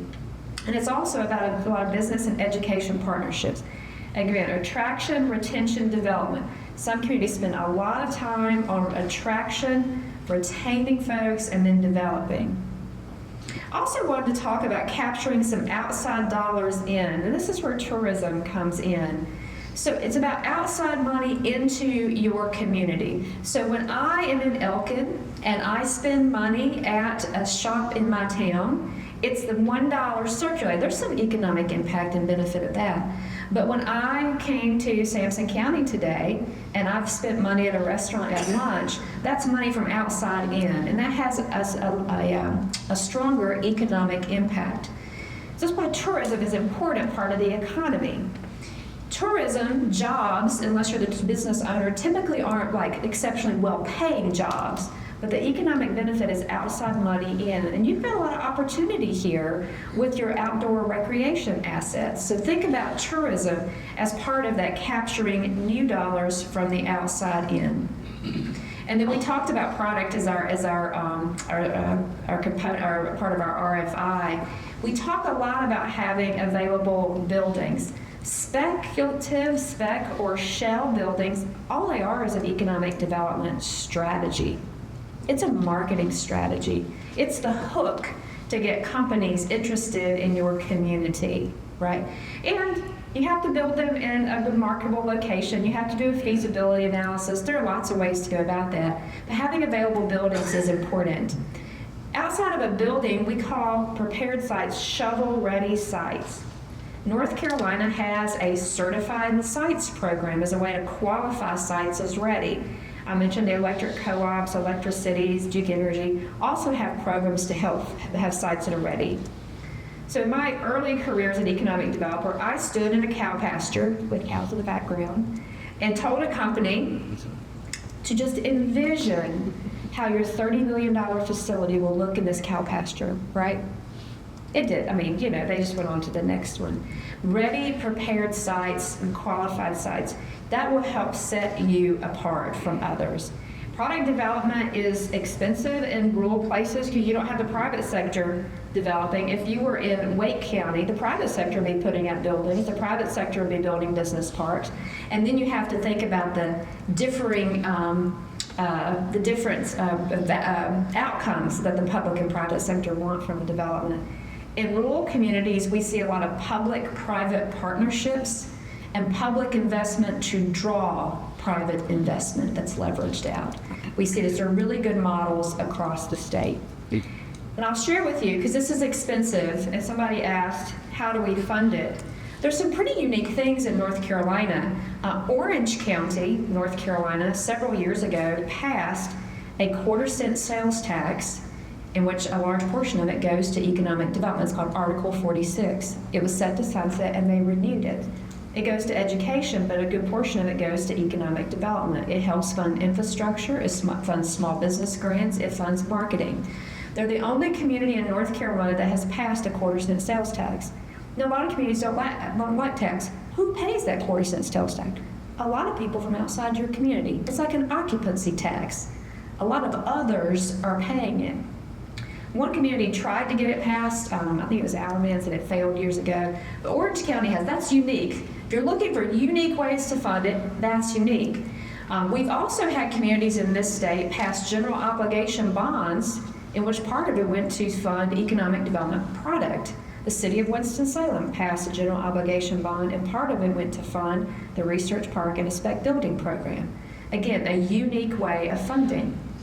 We do have, in other states, examples of government setting aside a % of net new revenue from economic development projects into an economic development fund. So every time a company expands, Ray recruits a company here, a % of net new revenue goes into an economic development fund. There are others that decide they're just going to set aside a specific amount and go into an economic development fund that builds up over time. This is how Gaston County developed the Gaston Technology Park. It's been very successful, it's full, and now they're expanding it. So there are some unique funding strategies, and when you talked about the financial straits the county is in, you're going to have to get creative, right, with funding, especially product development. So incentives. Incentives must fill a public purpose. Job creation, tax base, and there has to be competition. There's a but-for clause in incentives. So a company has to have a competitive situation. And so incentives sometimes are very controversial, and it's hard sometimes for folks to understand, how can we afford to pay this huge incentive to this company? I'm going to make it really simple. We're going to say that our mints are tax money. And Chair, if you'll come up and be an example for me. I'll just say, okay, so Chair of the County Commission, I'm a company and I want to locate in Sampson County. How many mints do you have now? And you have no mints at all, okay? I'm a company and I'm going to locate here and I'm going to pay you my taxes. I'm going to pay you 2 mints, okay? And now you got 2 mints, right? But now you're going to give me an incentive. You're going to give me 1 mint back. Not really. I can see 1 mint back. Okay, so he's paying me an incentive. How many mints do you have now? And you started with 0. That's how incentives work. They're performance-based. A company makes an investment. They pay their property taxes, and then you provide an incentive grant back. In North Carolina, a tax abatement is illegal, so it has to be performance-based. Now, at the end of my incentive agreement, which may be 3 years, 5 years, 8 years, then you have all my mints, right? Okay, so thank you very much. Thank you very much. So he has 2 mints now he did not have before. So that's how incentives work in North Carolina. So when communities say, we don't have money to pay incentives, you do, because if the company didn't come, you wouldn't have any mints, right? So think about that. So that's how incentives work. And I'll tell you that when I did site location consulting, when a company gets down to the last couple of locations and they're negotiating, incentives play a small role. I mean, they'll play a role in there. If you don't offer anything, they're not going to come because the company knows that incentives are on the table. But that's not everything. Oftentimes, companies will not choose the largest incentive. Everything else has to make sense. Transportation, utilities, workforce, community partnership, the site, the building, everything else has to make sense. You cannot offer enough incentives to make a bad deal good. Okay? It has to be a good deal. And incentives will offset some of those startup costs. So they're important, but don't think you can pay enough to offset the other things we were talking about earlier that are challenges for Sampson County. Okay? Now, there are a lot of state programs for incentives that are also, in addition to local incentives, these are a lot of them. This one is one that I'm excited. The customized training. North Carolina's community college system does best in the country in customized training. There are many others. So, Ray, you've done some building reuse here. North Carolina has a building reuse program. We have tons of vacant industrial buildings across the state, and it's targeted at that. So there's several incentive programs at the state level that you can tap into. At the local level, oftentimes incentives are used to help with infrastructure. We've authored a local incentive survey a couple years ago. If you go to my website, under the Pay It Forward tab, there's a resource library. You can read the North Carolina Local Government Incentive Study. You can download it for free. 95% of counties said that they offered incentives across the state, and that's been unchanged. It's 90-some%. A lot of the cities do as well. And that some of them offer what's called project development financing, like tax increment financing. That's another tool. This is another tool that is new in North Carolina. It's a way for companies to do improvements to their facility. It's relatively new. The county has to pass a resolution and support. And the tax abatements are illegal. So we have performance based grants. In North Carolina, generally localities will offer somewhere between 65 to 85% of net new tax value over about an average of 5 years. Some communities 3 years, some it's 8, some it's 65%, some it's 85. It depends on the project. But make sure you have a good incentive policy that outlines these things, because other communities do. So again, if you want to read the study, it's there on the website. Okay, so we're going to talk about the role of local government and allies.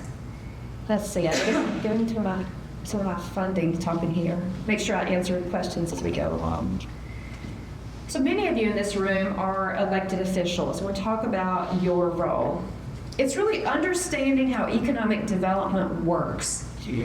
It's different than other industries, and you're selling something that's different. You're selling a community. So understand the ecosystem.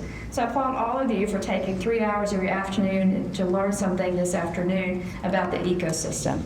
Supporting your organizations. What does that mean? Of course, it's funding, but what else does it mean? Showing up. Right, when there's a public hearing for a project, it's showing up and speaking in support of it.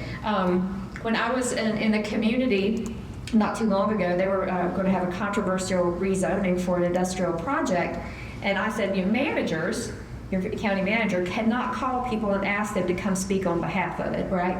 But economic development leaders in this room can line up people to talk in support of projects. We're going to talk about how to be ambassadors for economic development. One of your roles is to invest in infrastructure. You mentioned the Newton Grove site. That's something that raised a flag in the strategic plan, infrastructure. Think about a competitive business environment, what you've talked about, workforce, amenities, helping existing business, incentives, public investments, and amenities to make it a quality place. So think about your role. Again, somebody will ask, there's actually are very limited ways that governments can participate in economic development. Like I said, you can't yourself go build a Chick-fil-A. What can you do? You can make investments.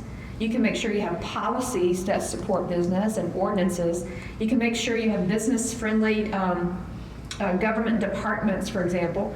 There are things that you can do with policies and investments and your network and leveraging federal and state allies, but there are some limited roles. So if we think about public investment, think about the incentives, right? Especially the role of incentives. Some eligibility guidelines. We advocate that existing business should be favored in your incentive policy. You may want to do an economic impact analysis of every company that gets a public investment. That is a best practice. And your state will help you do that, or you can do it on your own. But what is the direct, indirect, and induced benefits of this project? I mentioned that they're performance-based and they have clawback provisions. There are examples in this state where a company was offered incentives. They did not perform. They failed to perform, and the incentive then was clawed back. Now, if you use the performance base and don't pay them until they perform, you shouldn't be clawing back. But before then, earlier, 20-some years ago, we had sometimes communities would offer some incentives up front, but claw back. And make sure they maintain their wage and quality job status. Okay, so now we're going to spend a little time writing a job description to be an economic development ambassador. Okay, so I mentioned that, I think I've got enough here. We've got some room. So of course it's funding, but it's also, you got other responsibilities of support. And some of you may say you just want to be Ray's therapist, right? He may just need to come talk to you. Like you'll hang your shingle out like Lucy from Peanuts, for 5 cents. He'll talk. But I want you all to ask you to do this, write your job description as an economic development ambassador. We'll have you do that for a couple of minutes. We'll have a few of you share. If you need more copies, let me know. I've got a few more copies. But write your job description as an economic development ambassador, your responsibilities to be an ambassador.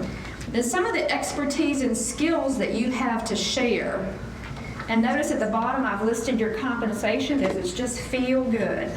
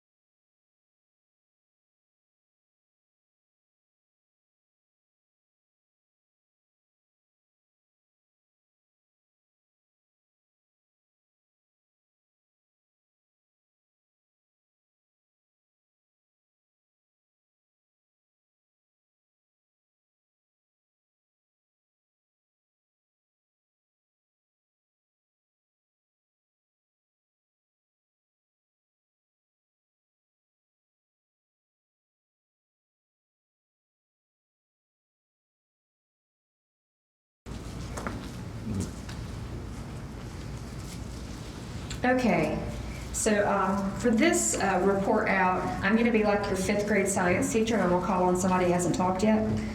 So just if you look away, just know that you will be called upon, because remember you did that in class. So I'm going to call on you right here. Yeah. You say, oh no. Just share a little bit about your job description and some expertise you can bring to the table. Building strong relationships with business leaders, foster economic growth and support our local businesses, promote community for business development, conduct outreach to our local businesses and industry partners, assist economic development and organizing programs, tours, events, workshops, and strong communication skills. Oh, that sounds great. That sounds great. I like that. I'll tell you a story. An economic developer in South Carolina one time had a prospect visit on a day, and she did not know they came in the day before. Oftentimes they do. They came in the day before, and they went to a restaurant, and they asked the waitress there, what is it like in this community? She said, I'm getting the heck out of here as soon as I can. And they stopped, at a gas station to get some gas and walked in. Well, tell us what it's like in this community. Let it get on the road and go back to the next exit. I mean, that's what they ran into at every place. And so the company had decided this was not going to be their location. But after the evening, one of them went to work out at the YMCA. And he walked into the desk and met a true community ambassador. And she said, oh, this is a great place. They started telling all these wonderful things. But think about how everybody can be an ambassador and communicate with business. Okay, I'm going to call on you now to share your job description. How did I get sent? Yeah, because you were looking down. I can't believe it. Good enough. Responsibilities, support and encourage growth of industry within the county and municipalities. Be present at events, gatherings to show support for the community, be positive about the county. And all municipalities, don't be a negative naysayer and ever make offhanded comments that are negative as it relates to the county. So, skills, knowledge of city and county tax rates, knowledge of logistics as it relates to areas of transportation and utilities and infrastructure, familiarity with local government officials, individual stakeholders in the business community. I tell you, being a positive person, positive messaging is really key, right? If you're negative on this community, why would somebody else come here? So one of my favorite statements is businesses invest in communities that invest in themselves. So right, be positive. Because I don't think we've heard from you yet, have we? Make yourself available. Don't just join and do nothing. Be goal-oriented. Be pliable to different ideas as they come up. Be informed to all sides of a project. Be 100% committed. Know your product. Listen. Make sure of the skills that are needed. That's great. That's great. I said if you were readers, one of my favorite authors is Adam Grant. I have a big fan crush on Adam Grant. One of his books is Think Again. It's about rethinking what you thought you knew. That's a great book to really think, that pliable thinking. And I don't think we've heard from you in this session. Why don't you give us your description? Okay. Bring creative activities for planning. Know how to attain a grand score, building together, ability to find good resources, bring others to the table, build relationships with developers that can create plans for the future. That's great. I love that, finding resources. You know, I told you that communities that are successful, it's all about leadership. Well, I will tell you, in Crystal Morphus's opinion, the most successful economic developers are those who can find money. Again, we all have great ideas, right? It's about turning over every last rock for money and find the funding for the things we need. So I encourage you, if you didn't finish it, and just go tape it up somewhere in your office. And so the next time there is a huge funding request for infrastructure in your municipality or at the county, look at that and ask, how can I be a good ambassador? When there is a public hearing for incentives, And Ray is going to the podium, ask, how can I be an ambassador? How can I support this? When there is maybe a school bond referendum or something, go look at that and say, how can I be an ambassador and be supportive for these things in my community? Okay, we're going to talk about some trends and then we'll wrap up. I'll make sure I get to the last things there we need to cover. Some of the hot topics. We're going to talk about what companies want and hot topics. And I've said labor, labor, labor, labor, labor. But look what's popped up high. This quality of life used to not be so high. In economic development 25 years ago, we thought, well, you know, if they like our quality of life, they'll come. It's because of labor. They want to be able to attract and retain people. That's why quality of life is so very important.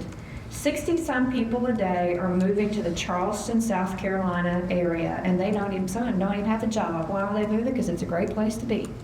Quality of life. Energy availability, that's creeped up too. Just in the last handful of years, the whole conversation around electric utility capacity has changed.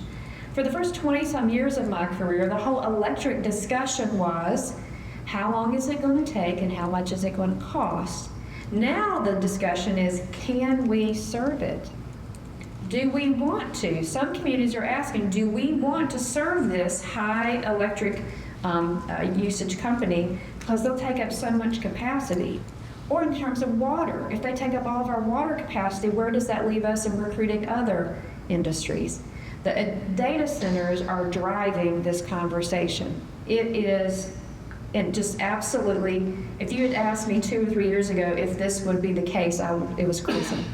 And then you see some other things. This is a ranking by corporate site location, corporations, corporate leaders. It's done by Area Development Magazine. The survey goes back 30-some years, and you can see how these top location factors have changed over time. So let's talk about this labor issue, and it's the hottest topic. This is Sampson County's labor force. What is the labor force? The labor force are people who are working and who are actively seeking work. Working and actively seeking work. So if you're out of the workforce, you're not participating because you've become discouraged, you're not in here, right? Actively seeking work. Now, a lot of these folks are underemployed as well. If labor is the number one, talent is the number one issue, this is hard to market over. Companies will see this. It's very hard to market over. So what do you talk about, Ray? You talk about all those folks that out-commute that would stay here if they had a quality job. You talk about a regional labor shed rather than this number. But this is definitely a hot topic, a very hot topic. A lot of it's aging workforce. Some of it is low participation. Low participation. We could have an entire 3-hour workshop on labor force participation. It is very disturbing in our country that the young men ages 18 to 25's labor force participation has been declining. Some community colleges are 75% female enrollment. Okay? We need to create a lot more on-ramps for people to be in the labor force and to get training. We could again talk 3 hours on this. And I'll tell you something interesting. The decline in labor force participation rate among young men is directly correlated to the number of video game hours played. Again, we could talk a lot about it. Yes, ma'am, it is true. It is true. When you joke about the 24-year-old living in his parents' basement playing video games and not working, it is true. When you look at the number of hours that they're contributing to family care or household care, it has not increased, so they're not taking care of the kids. Okay, so what companies want? So this is Sampson County again. This is good. Manufacturing is at the top. Manufacturing has a great multiplier in the economy. So you got a good manufacturing base. But look after that's retail trade. Very low wage industry sector, right? And then you've got a really strong ag sector. We usually see healthcare. It's one of the ones that are growing. One of the reasons healthcare has been growing very rapidly, and it is a female-dominated industry. Manufacturing overall has been losing jobs, even in the United States, even last year. typically more men are employed. So there's a lot of structural shifts, we call them in economic development, that are happening in the economy. But think about this workforce and think about the employment change. Even though manufacturing's strong, look at the employment change. I said, so employment's different than labor force. Labor force are people who live here. Employment are the jobs that are here. So these people could be living outside of Sampson County. This is the people, the jobs that are here is employment. Labor force people live here. But look at all these negatives right here. Again, hot topic to think about. Again, companies want talent. So what is your talent pipeline? This is in Sampson County, the number of certificates. Of course, we don't have a 4-year university here, so certificates and 2-year awards. Liberal arts studies. I mean, I'm not going to say anything really negative about liberal arts because I went to a liberal arts institution, right, you know, and I love my career, but that's not metalworking, okay? That's not metalworking. That's not your talent pipeline for some of your core industries. Business administration. Now, again, healthcare is a rapidly growing field, early childhood teaching. Information technology's got a few right there, but welding is there. That's great. How can we boost some of these other technical skills up higher at the community college? So again, it's about work. So that number one on the corporate factor, talent, a lot of work to be done. Number 2 on that was health. Quality of life. And so we think about quality of life. I know this is hard to read. I tried to make it as big as I could. This is the county health rankings. County health rankings. Health outcomes for Sampson County, 62 out of 100, and health factors, 76. So, you know, you're not, that's the lower, 76, so it's like rank 1 to 100. Again, if quality of life is the number 2 hot topic site selection companies are interested in, and we've talked about being a choice location, healthcare. Think about health outcomes. So again, what does it mean to be an ambassador? When the county is investing money in health resources, be an ambassador, because number 2 is quality of life, and access to health care and a quality, healthy environment is right up there at the top. It is all interrelated. I put the schools over there because I wanted to talk about education. And when we did interviews for the strategic plan, we heard some positive comments about schools. And you know, you have great stories to tell about some of your schools here, and individual success stories.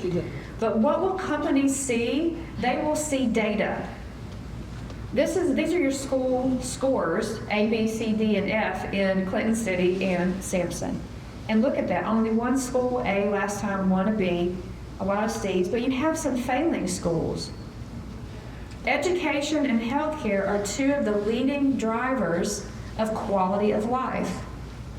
We heard in interviews that people put their children in private schools or may live outside the county if they work here because of schools. So think about again, how can you be an ambassador for additional investments in education and healthcare? Again, I live in a rural place. We had 2 of the last independent hospitals in the state, 2 of 10 at risk. 1 in 5 rural independent hospitals are at risk of closure in the United States, 20% of them at least. So one of ours just merged.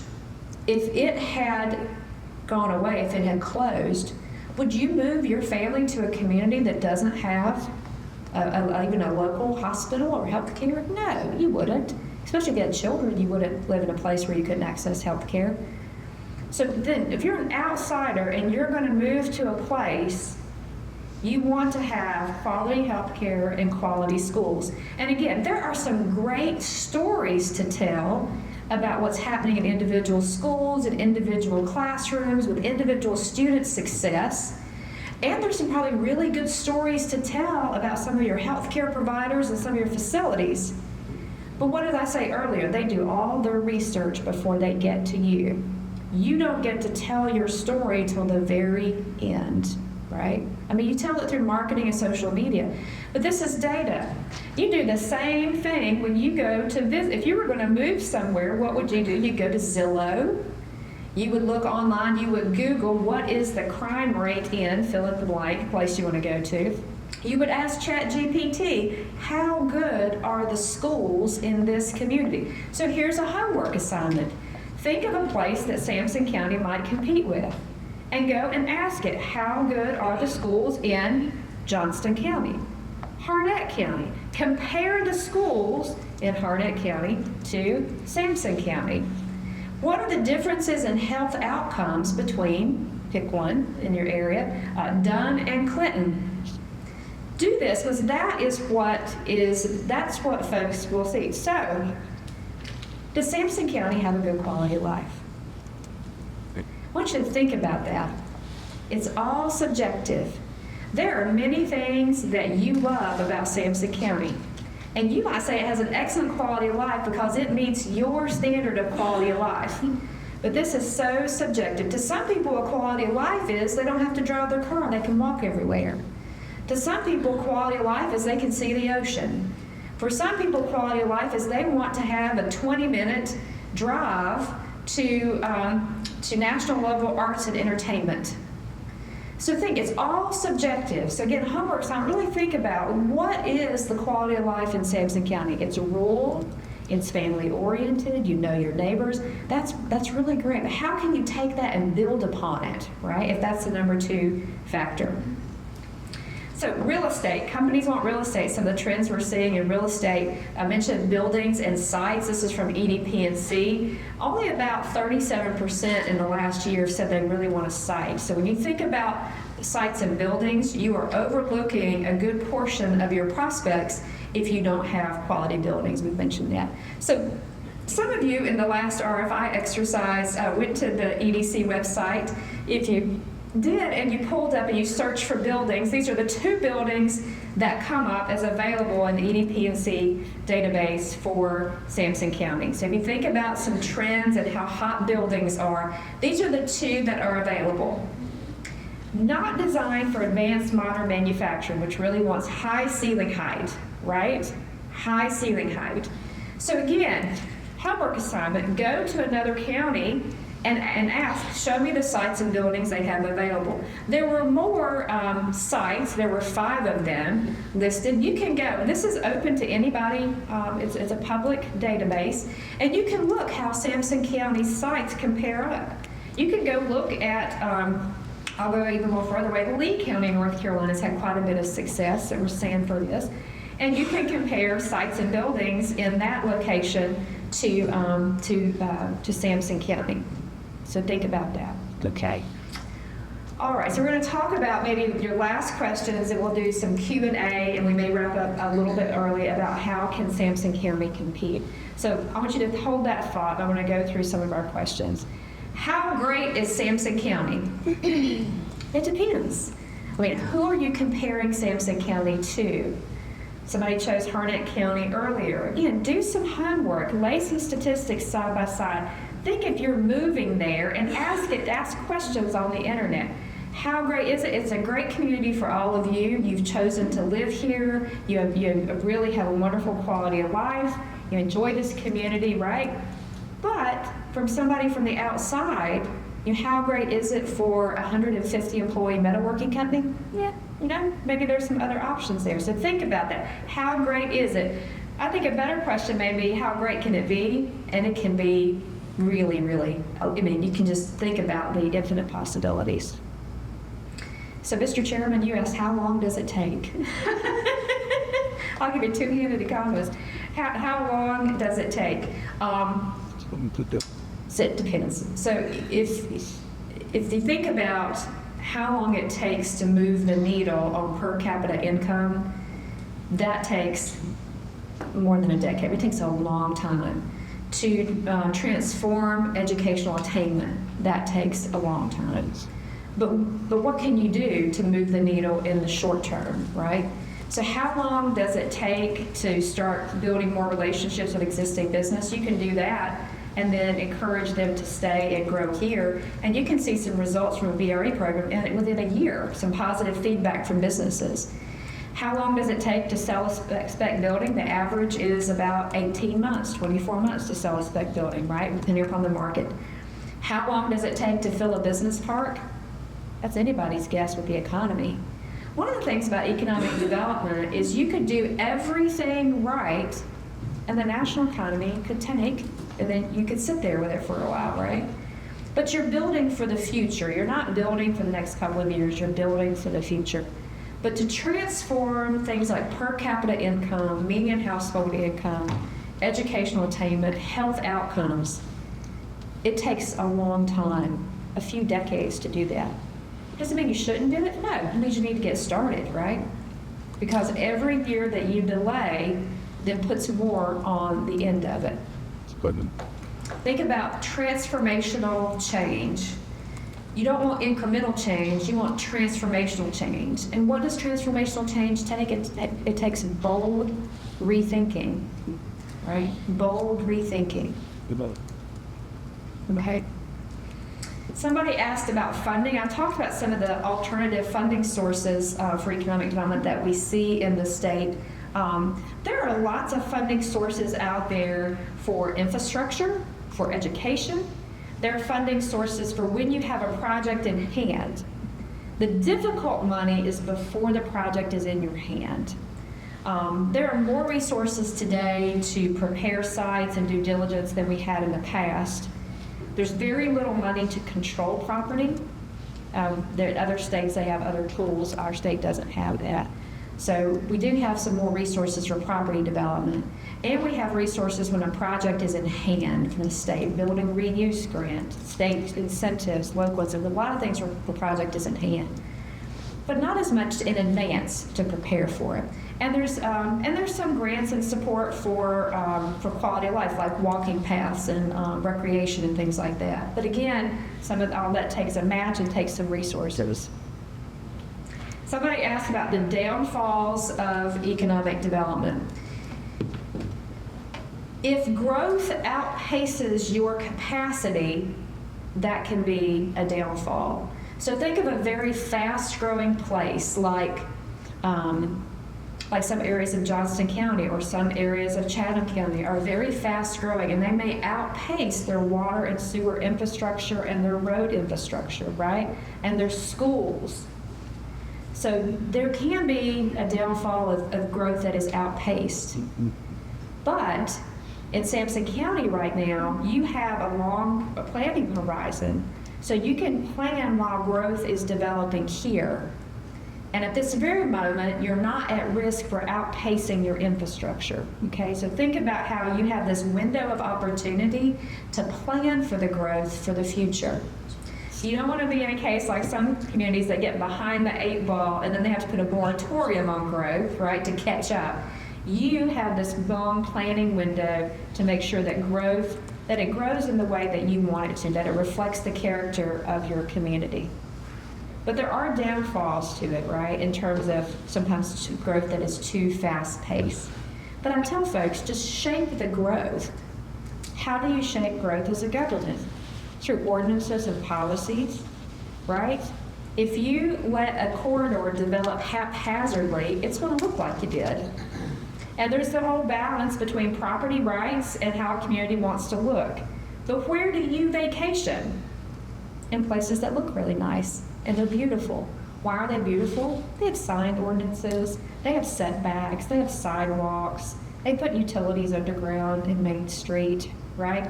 They have vacant storefront ordinances. You can't paper up your windows.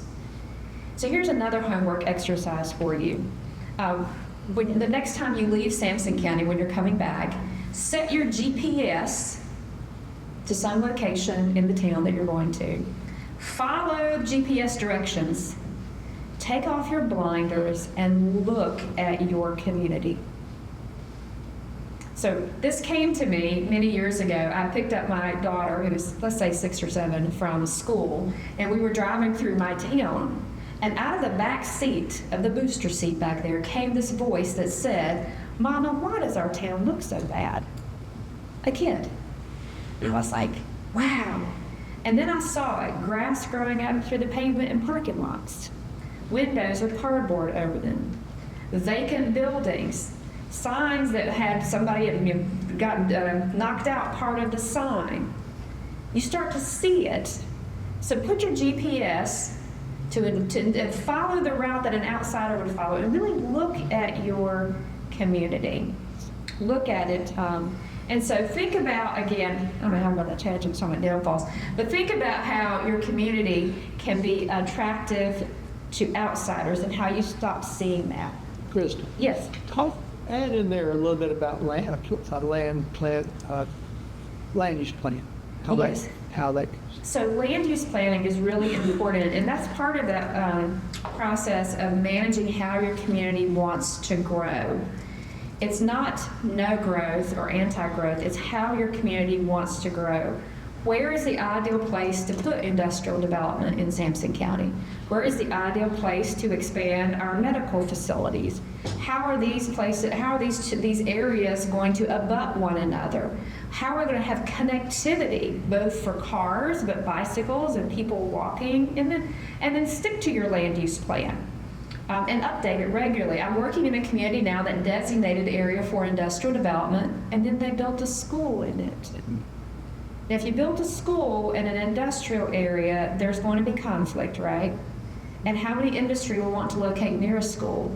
It increases their risk and liability. So think about land use planning as a tool for long-term managing of your community's vision for the future. Okay? Think about that. Somebody asked about balancing, I think it's a manager, balancing with citizen expectations. What is the expectation for economic development in Sampson County? Will you have a major industrial location every year? No, nobody does, right? Will you have some expansions? Probably have some expansions. Will you have some new businesses start up? Yes. What is the expectation? The first expectation is that you get people to start visiting and get information about your community so you can track that. That's an expectation, right? So we think about ways to measure economic development. It will be increased awareness. It will be existing business satisfaction and growth. It could be entrepreneurial startups. What are we measuring? If we are only measuring capital investment and jobs, that is going to be hard to obtain, right? Because you don't have products and a huge talent pipeline. So the expectation of $100 million in new investment and 500 new jobs every year, that's not a reasonable expectation for Sampson County. Is it some existing business growth and new startup? Maybe the goal is just not to lose and then start to turn the tide. So think about reasonable expectations, right? And think about how you can benchmark Sampson County with other similar communities. That's one way to think about your expectations. Benchmarking Sampson County with Chatham County doesn't really make sense because of Chatham Park and things that are going there. But think about some of your other communities that you can benchmark against. And there are some really good examples of rural communities around you that are doing great. Columbus County's got some good initiatives. Bladen County has a great small building development program. There's some really good examples around you for balancing expectations. Okay. So those were some of the questions. What other questions have popped up? Other questions? All right, I'm going to give you about 2 or 3 minutes at your table to talk about how Sampson County can compete in economic development, and then we'll wrap up, okay? So spend just a couple of minutes, our last table conversation. How are you going to compete? What's your next step? What's your key takeaway?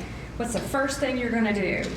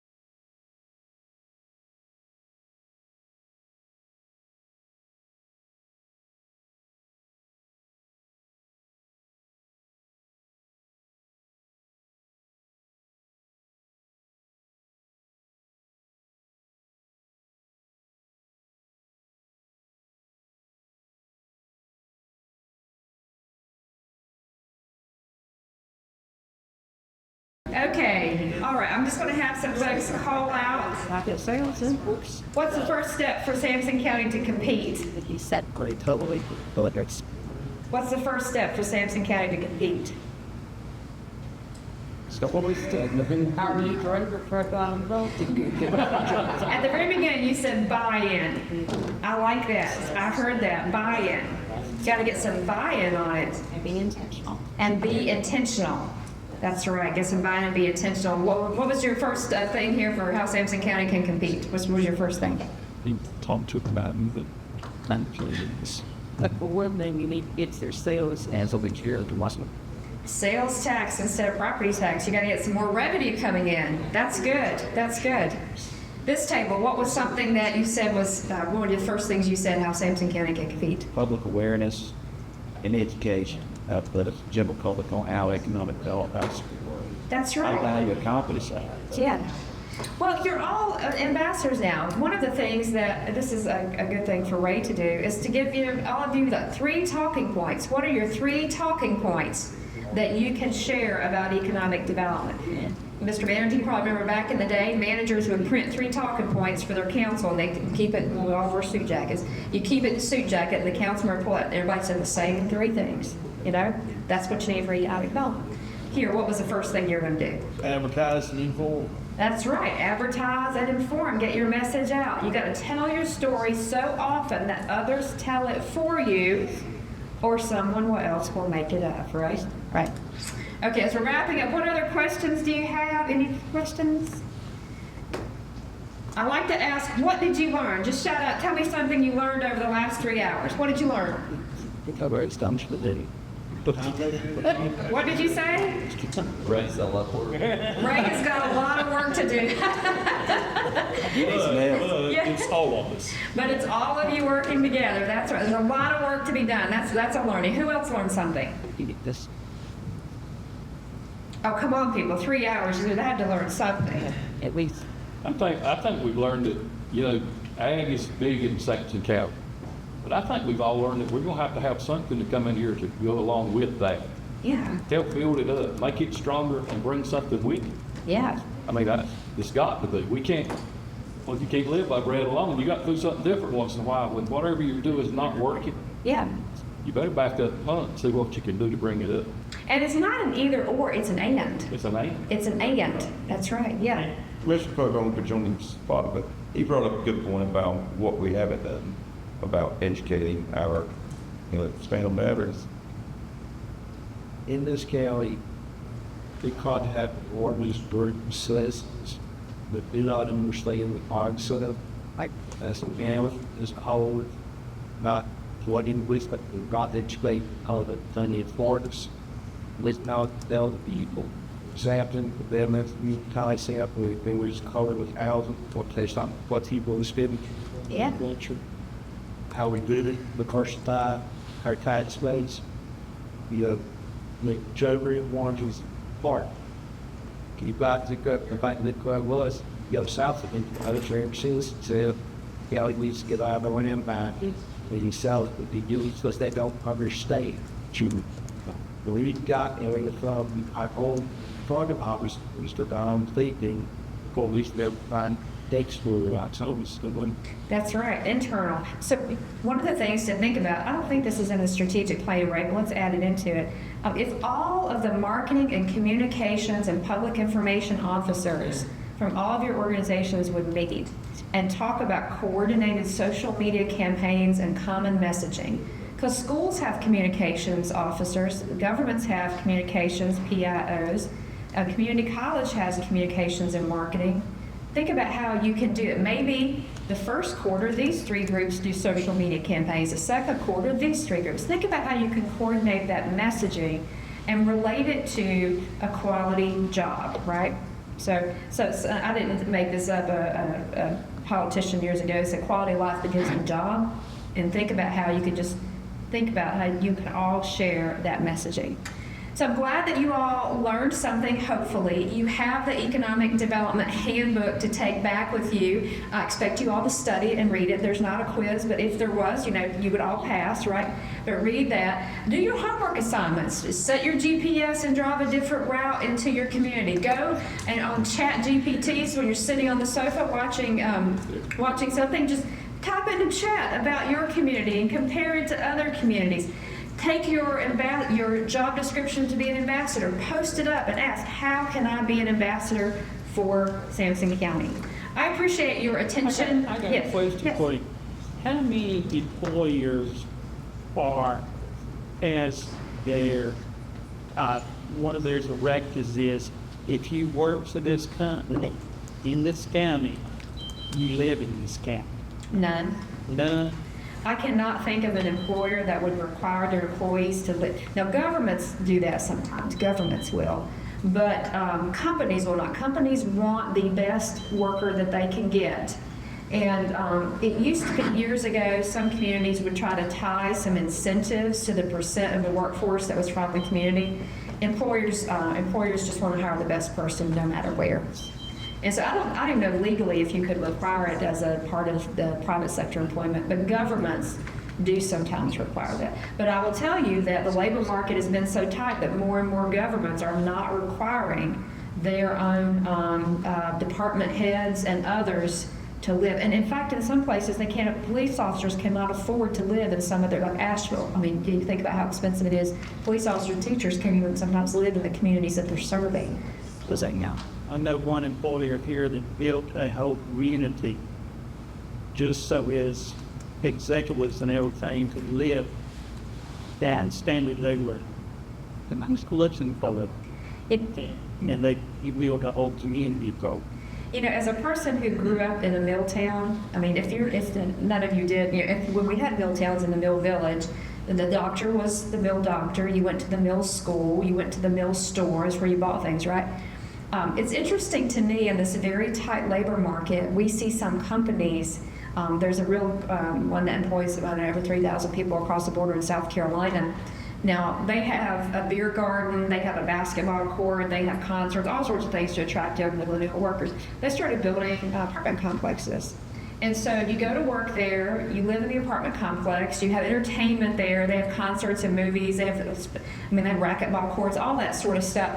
And it just reminds me of the Mill Village concept that we had in a different way many decades ago, but it's because of the tight labor market that we see some employers putting in lots of amenities and housing to attract and retain young workers, because young workers have a different. All age groups in the labor force have different place different values on different things. Yeah, it's pretty interesting. I appreciate your attention over the last 3 hours. I hope you've learned something. I hope that you will stick around for the community rollout at 6, right? Thank you, Crystal, and I appreciate everyone's participation today. And I know it's been a long session. I do hope that you've learned. And as we have dinner, be sure to visit with Crystal with any other questions you have. But I will tell you, as you were looking at two things, talking about amenities and quality of life. We had a client one year, this was when I was serving as interim economic developer, and it was this is a very quick story. So I've been working with this company for some time, and truthfully, they had summoned up the county commissioner chair and a whole group of people, and truthfully, I thought they were coming here for an announcement. I mean, that was 100% I thought was going to happen. Well, the first thing they called and said, well, we've got to find an alternate airport because we found out your airport runways aren't long enough for us to land our jet. So I had to pick them up in Duplin County. Picked them up in Duplin County, and I'm coming down by 2024 by Sasser Salvage Yard, and the decision maker was in the car, and he made some comment about the weeds and how you couldn't see the guardrail on the side of the road. So they get there, and we have the county commissioners, the hospital folks were there, Public Works with water, and there was one other agency they had asked to speak. And the two folks that I dealt with the entire time, I'm still feeling somewhat confident. But the decision maker had not really said anything other than hello. And he stands up at the end, and it's trying to end your date. Where do you go from here? And he asked, he said, do you mind if I say a few words? I mean, it's your show.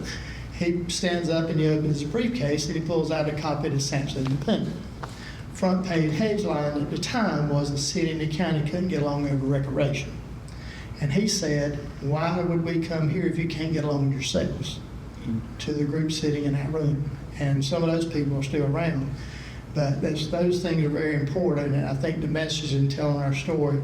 And yes, there's going to be opposition to any economic development we do, but if we don't start today, we're going to be no better off than we were tomorrow. I mean, we've got to start. And in many ways, we're a little behind, but that's not a problem. We can catch up and we can do the things we can do and come together as a group and as a community to make things happen in the way that we want it to happen. And that's what my hope is. So with that, I'll end. If you have no other questions for Crystal, we've got dinner for everyone that has participated today, and I'll ask Pastor Godwin to say an invocation for us. But if you go this direction through the double doors, like you're going to the restrooms, in the kitchen, there's a choice of a barbecue plate or a chicken tender plate, tea and all that back there, and Katie's back there helping. I'll be back there, but you can make your way back, grab your plate, come right back in here to eat. Once you're done, we'll throw the trash in there and get ready for our 6 o'clock group that's coming in. We've had about 85 people registered and indicated they were going to come tonight. I hope that they plus more show up as we reveal the plan, and we've worked a long time, and I thank the commissioners for their support and being here today, and all the elected officials that are here from across the county and my board. But thank you for all that you've done, and we'll have a good ending tonight with our presentation. Chris? Yes, thank you. No, thank you. It's staying awake, and that's my gauge as a speaker. Yeah, it used to be how many people were doing the Blackberry prayer, with maybe stuff like that. Now just make sure people stay awake. So thank you very much. So go enjoy dinner. Oh, I'm going to Davis. Yes.